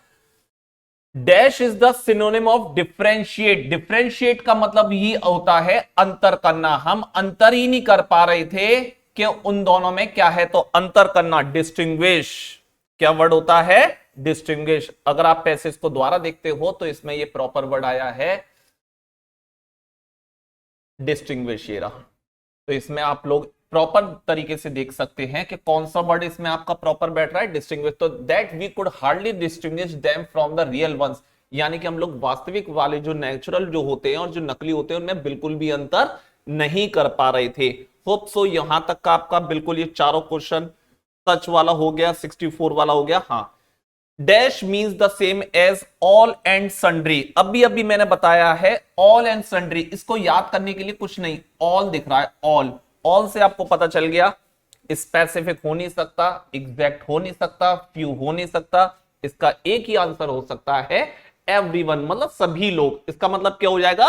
सभी लोग। तो everyone means the same as all and sundry, यानी कि एवरीवन का भी वही मतलब है इस वर्ड में जो ऑल एंड सन्ड्री का होता है। होप सो ये वाला पैसेज आपको अच्छी तरीके से समझ में आ गया होगा और आपके सारे क्वेश्चन सही भी होने चाहिए थे ये वाला पैसेज देखते हैं बच्चे। अगला क्या पैसेज आया आप लोगों का?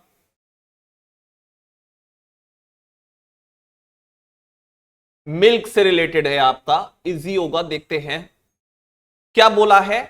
Milk is the best food, बहुत अच्छा फूड होता है खाना। सोचो मिल्क को फूड, इट हैज वाटर, इसमें पानी भी होता है, चीनी भी होती है, फैट भी होता है, वसा भी होता है, विटामिन भी होते हैं, प्रोटीन्स भी होते हैं, मतलब दूध के अंदर सारे प्रोडक्ट होते हैं। People drink milk from different animals, लोग बाग अलग अलग जानवरों का दूध पीते हैं। एक्चुअली में आप अपने से कंपेयर ना करें उसको, हम लोग कोल्ड रीजन, हम लोग हॉट रीजन में रहते हैं तो हमारे पास गाय, बफेलो और रहते हैं, लेकिन अगर आप इसको अरब कंट्रीज में चले जाओ वहां तो गाय है नहीं, वहां पे ज्यादातर ऊंट रहते हैं, और थोड़े कोल्ड पोर्शन में चले जाओ वहां अलग जानवर रहते हैं। तो वही लग रहा है, in England and many other cold countries there are cows. Cold countries में क्या है बच्चे? काउज, गाय मिल जाती है आपको कोल्ड रीजन में। तो in hot dry places like Arabia and the middle east of Asia, middle of the Asia, there are camels. कहां पर? ड्राई प्लेसेस पर। ड्राई मतलब गरम, ड्राई मतलब सूखा, गरम। ठंडे पे तो गाय मिल रही है और गरम पर क्या मिल रहे हैं? कैमल्स मिल रहे हैं। देखते हैं इनसे कुछ क्वेश्चन हमसे से पूछे गए हैं क्या, देखते हैं इनसे मिला होगा, डेफिनेटली क्वेश्चन पूछा गया होगा हमसे। पूछा गया है हम लोगों से, पीपल ड्रिंक मिल्क, लोग वक्त मिल्क पीते हैं, डैश एनिमल्स, किसका? Different animals. प्रॉपर लाइन लिखी थी, proper. In dash places there are camels. अभी अभी मैंने आपको समझाया कैमल कहां पर मिलते हैं? कूल प्लेसेस पे नहीं मिलते, फ्रोजन प्लेसेस पे नहीं मिलते, कोल्ड प्लेसेस पे नहीं मिलते, हॉट प्लेसेस पर आपको कैमल्स दिखते हैं। तभी आपने देखा होगा, आप अगर इंडिया में भी, अगर इंडिया के भी अगर आप देखो तो राजस्थान की तरफ आपको जो कोल्ड मतलब सबसे ज्यादा हॉट माना जाता है, रेगिस्तान पूरा राजस्थान में माना जाता है, तो आपको कैमल सबसे ज्यादा आपको उसी जगह पर दिखाई देते हैं। तो इसके दो आंसर तो आपको 2-3 लाइन पढ़ने से ही मिल गए। तो people drink milk from different animals, और हॉट रीजन में आपको क्या मिलते हैं? वहां पर सर हॉट तो आए नहीं थे, लेकिन अगर आपको मिल जाए ड्राई, सूखा, तो ये सब आप समझ जाइए गर्म को ही रिप्रेजेंट करते हैं। अगला देखते हैं क्या पूछा गया है। यहां तक तो हमने पढ़ लिया था। देखिए, इन हॉट ड्राई, हॉट से पता चल गया था, dry places like Arabia and the middle east of there are camels. In India, Bharat में, अब भारत की बात कर रहा है, देयर आर काउस, गाय भी हैं, एज वेल एज बफेलोज, भैंस भी हैं। At many places there are goats, कहीं कहीं पर बकरियां भी हैं। इफ पीपल कीप काउज और अदर एनिमल्स, यदि लोग बाग अपने घर में गाय पालेंगे या अन्य जानवरों को पालेंगे, they get a lot of milk, बहुत सारा दूध, प्लेंट मतलब बहुत सारा दूध उनको अपने घर में मिलेगा। अगर मैं अब दूध गाय पालूंगा तो बफेलो पालूंगा, गोट पालूंगा, कैमल पालूंगा, तो मुझे क्या मिलेगा? मेरे घर में बहुत सारा दूध आएगा। From milk they can make butter and चीज, मक्खन बना सकते हैं, पनीर बना सकते हैं। इट इज इसेंशियल, बहुत नेसेसरी होता है बच्चे, याद रखना। क्या नेसेसरी होता है? पढ़ के देखते हैं। It is necessary that the milk we use should be pure, pure होना चाहिए, जर्म्स फ्री होना चाहिए। Impure milk does more harm than good to the human body, क्योंकि जो गंदा दूध होता है, इम्प्योर मिलावटी दूध होता है, वो हमारी बॉडी को फायदे के बजाय नुकसान ज्यादा पहुंचाता है। अब देखते हैं क्या पूछा है हमसे पैसेज में, क्वेश्चंस देखते हैं एक बार सारे।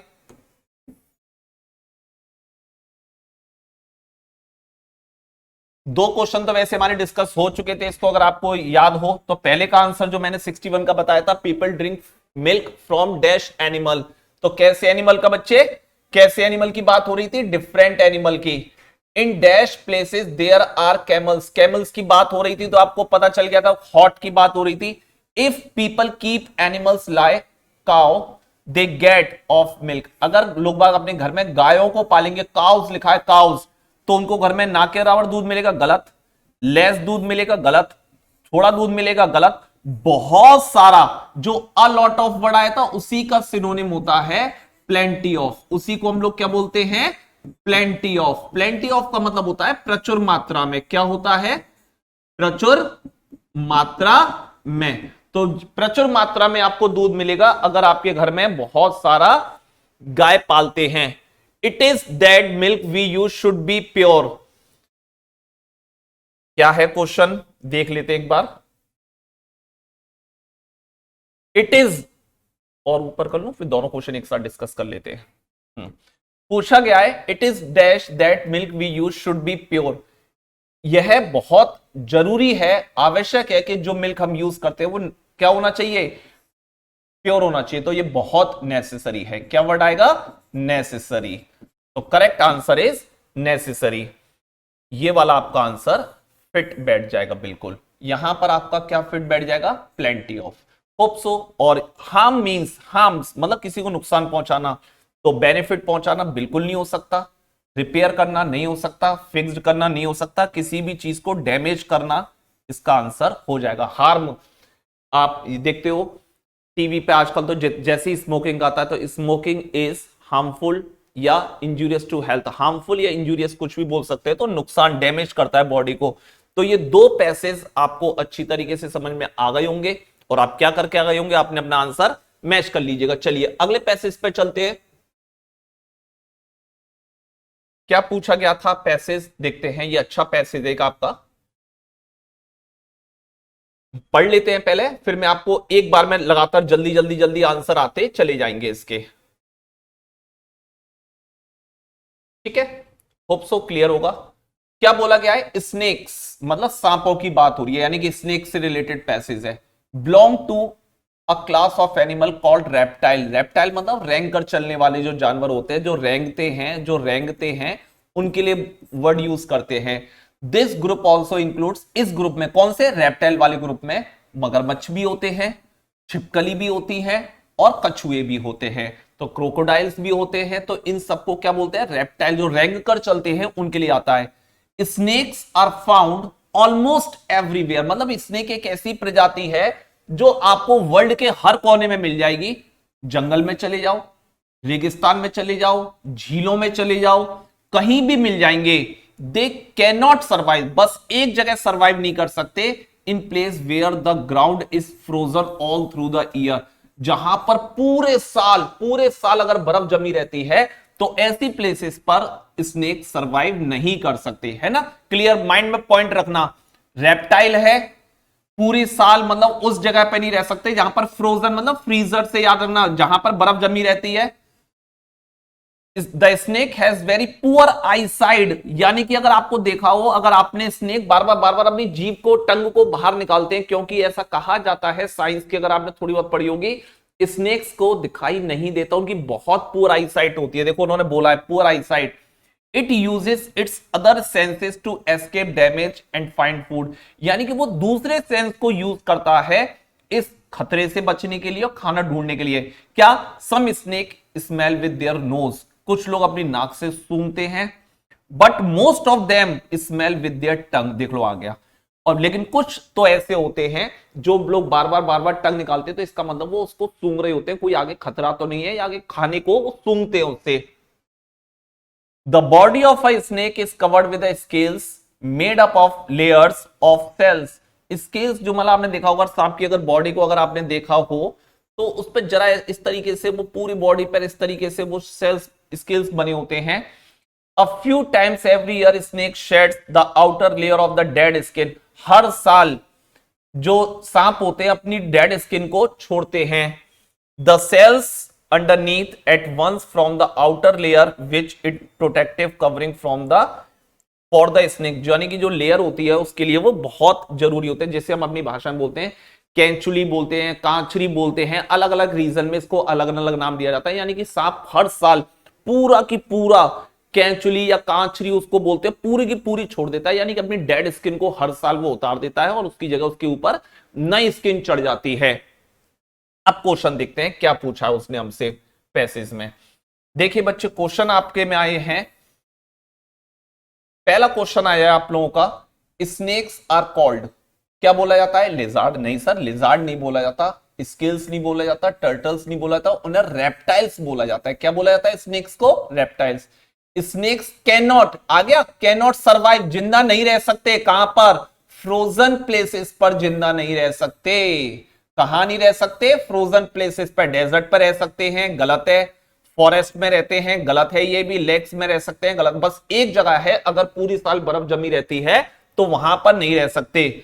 स्नेक्स की सबसे बुरी क्या है, सुनने की पावर, नहीं सर, सुन तो लेते हैं। स्मेल करने की पावर, नहीं सर, टच करने की पावर, नहीं।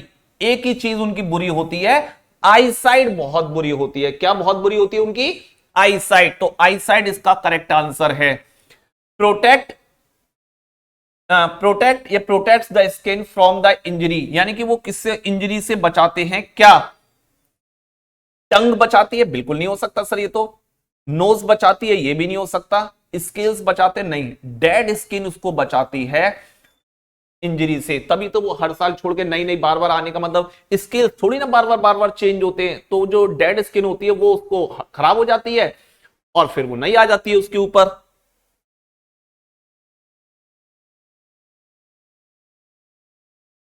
द वर्ड सर्वाइव, सर्वाइव करना, सर्वाइव का मतलब होता है लिव। एस मूव हो नहीं सकता, बिलोंग नहीं हो सकता, एस्केप नहीं होता। सर्वाइव मतलब live. We can not survive, we can not live, survive करना। तो अगर आप डिस्कवरी चैनल पे देखते हो बियर वर्सेस ग्रिल, तो मैन वर्सेस वाइल्ड में वो आपको क्या सिखाता है कि किस तरीके से जंगल में हमें सर्वाइव करते रहना चाहिए। तो सर्वाइव का मतलब क्या होता है? लिव। होप सो आपने ये पेपर पूरा कर लिया होगा। अब लास्ट पैसेज और रह गया है, इसको और देख लेते हैं बच्चे। तो इजी थे, बस थोड़ा सा फोकस करा जाता है। देखिए लास्ट पैसेज क्या है आपका, इजी है, बस एक बार पैसेज को अच्छी तरीके से पढ़ लो, आंसर अपने आप मिलते चले जाएंगे। It was a Sunday, Sunday का दिन था, क्लियर है। Harish was playing in the park with his friends, किसके साथ खेल रहा था? फ्रेंड्स के साथ। पहले ही क्वेश्चन है Harish was playing in the park with his, देख लो पहले ही आंसर आ गया, विद हिज फ्रेंड्स। पहली लाइन पढ़ा, पहले जल्दी, ऐसे जल्दी करने का तरीका ये होता है, पढ़ लो और आंसर देख लो। पहली लाइन में इसका आंसर है with his friends. Harish jumped into the pond, काय के लिए? There was a pond nearby, वहीं पर एक क्या था? नियर बाय होता है पास में, नियर बाय क्या होता है बेटा? पास में एक तालाब। पॉन्ड का मतलब तालाब, एक तालाब था एक। हरीश वांटेड टू स्विम, इसने इंडिकेटर दे दिया, तालाब में वो क्या करना चाहता था? तैरना चाहता था। तो हरीश जंप्ड इनटू द, तो he jumped into the pond with a splash. तो काय के लिए कूदा होगा? जब वो स्विम करना चाहता है। क्या करना चाहता है? वो स्विम करना चाहता है। थोड़ा सा, he jumped into the pond with a splash, इस तरीके से देखिए। He jumped into the pond with a splash. Splash होता है मतलब पानी की छींट मारता है, जब कोई ऊपर से कूदेगा तो छींट सी उड़ती है ना, तो इसलिए आता है। तो splash eight the other and, यानी कि तालाब की अगर मैं बात करूं, अगर मैं ये तालाब की बात करूं, इसका जो तालाब है, तो हरीश यहां कूदा और ये बात कर रहा है दूसरे कोने पर, वो कह रहा है दूसरे कोने पर यहां पर डक्स भी तैर रही थी। क्या तैर रही थी? डक्स भी तैर रही थी। तो डक्स की बात कर रहा है वो, तो डक्स यहां पर तैर रही थी दूसरे कोने पर। तो at the other end of the pond there were a few ducks in the water. Harish swam happily, देखो आगे ना स्वैम, नीचे से मैंने आपको ऊपर नहीं ढूंढ पाए थे, तो यहां भी आ गया स्वैम मतलब तैर रहा था। Happily enjoying the mild sun and the cold water. Mild sun यानी कि देखो क्या कह रहा है? माइल्ड सन यानी कि सन तो निकला हुआ है, सन तो निकला हुआ है, लेकिन इसमें सन में अभी चुभन नहीं है, यानी कि अभी माइल्ड है, माइल्ड। और mild sun and the cold water, जब सूरज नहीं है इतनी तेज तो पानी कैसा हो गया है? कोल्ड हो गया है, याद रखना। Suddenly he heard a loud noise and the water splashed, तभी उसको एक बहुत तेज आवाज सुनाई पड़ती है स्प्लैश की, अचानक से। ही लुक्ड ऑल अराउंड, वो चारों ओर घूम के देखता है, to see if someone had dived. Dive का मतलब जंप लगाना, कोई कूदा है। कहां पर? Into the pond. He could see no one else, लेकिन उसे कोई भी दिखाई नहीं दिया। कि उसको ऐसा लगा कोई कूदा है पानी में, लेकिन कोई दिखाई नहीं दिया।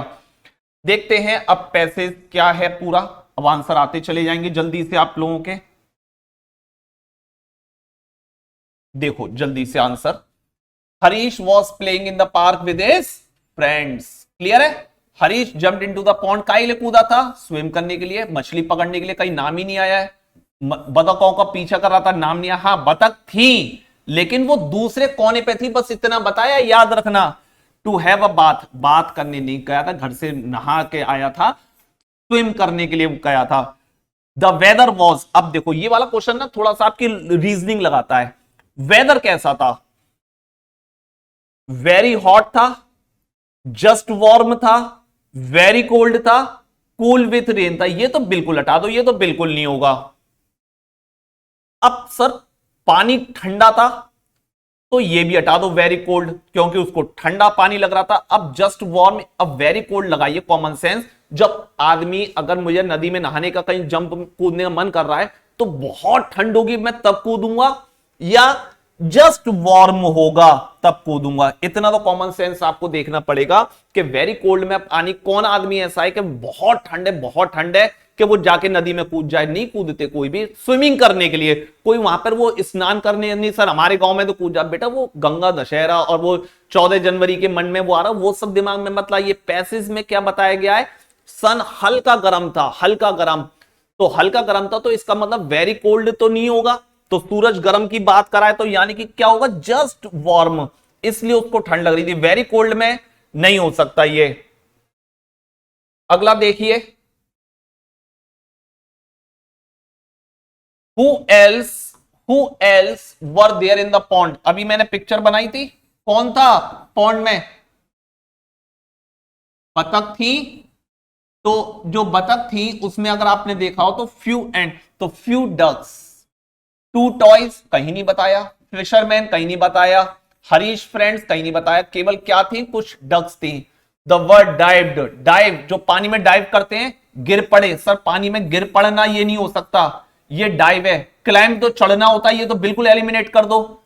जंप कर जाना, क्या कर देना? जंप कर जाना। स्लिप नहीं, स्लिप तो गलती से फिसल जाना होता है। जब डाइव करते हैं पानी में, आपने देखा होगा, तो उसको क्या बोलते हैं हम लोग? डाइव करिए, मतलब जंप कराए पानी में अपनी मर्जी से। तो ये आप लोगों के 4 पैसेज थे और चारों पैसेज को मैंने बहुत अच्छी तरीके से डिटेल्ड आपको इसकी एक एक वर्ड की हिंदी बता दी है। क्यों आंसर ये हुए हैं, सारे हमने क्वेश्चन डिस्कस कर लिए हैं। तो जस्ट आप पैसेज को देखिए और क्या कर आए हो, और होप सो अच्छे नंबर आएंगे आप लोगों के। और नहीं भी आते हैं तो कोई नहीं, लास्ट एग्जाम नहीं है, 9th की तैयारी करेंगे इसमें अगली बार। लेकिन पेपर बहुत इजी था, सभी बच्चे अच्छा करके आए होंगे और इसकी मेरिट पूरे चांसेस हैं, बहुत ज्यादा हाई जाएगी इसकी। चलो बच्चों, आप लोगों से मिलते हैं। अच्छा लगा पैसेज डिस्कस करके। पढ़िए, खूब करिए, पढ़िए, अपने माता पिता का नाम रोशन करिए। Till then goodbye, take care बच्चों।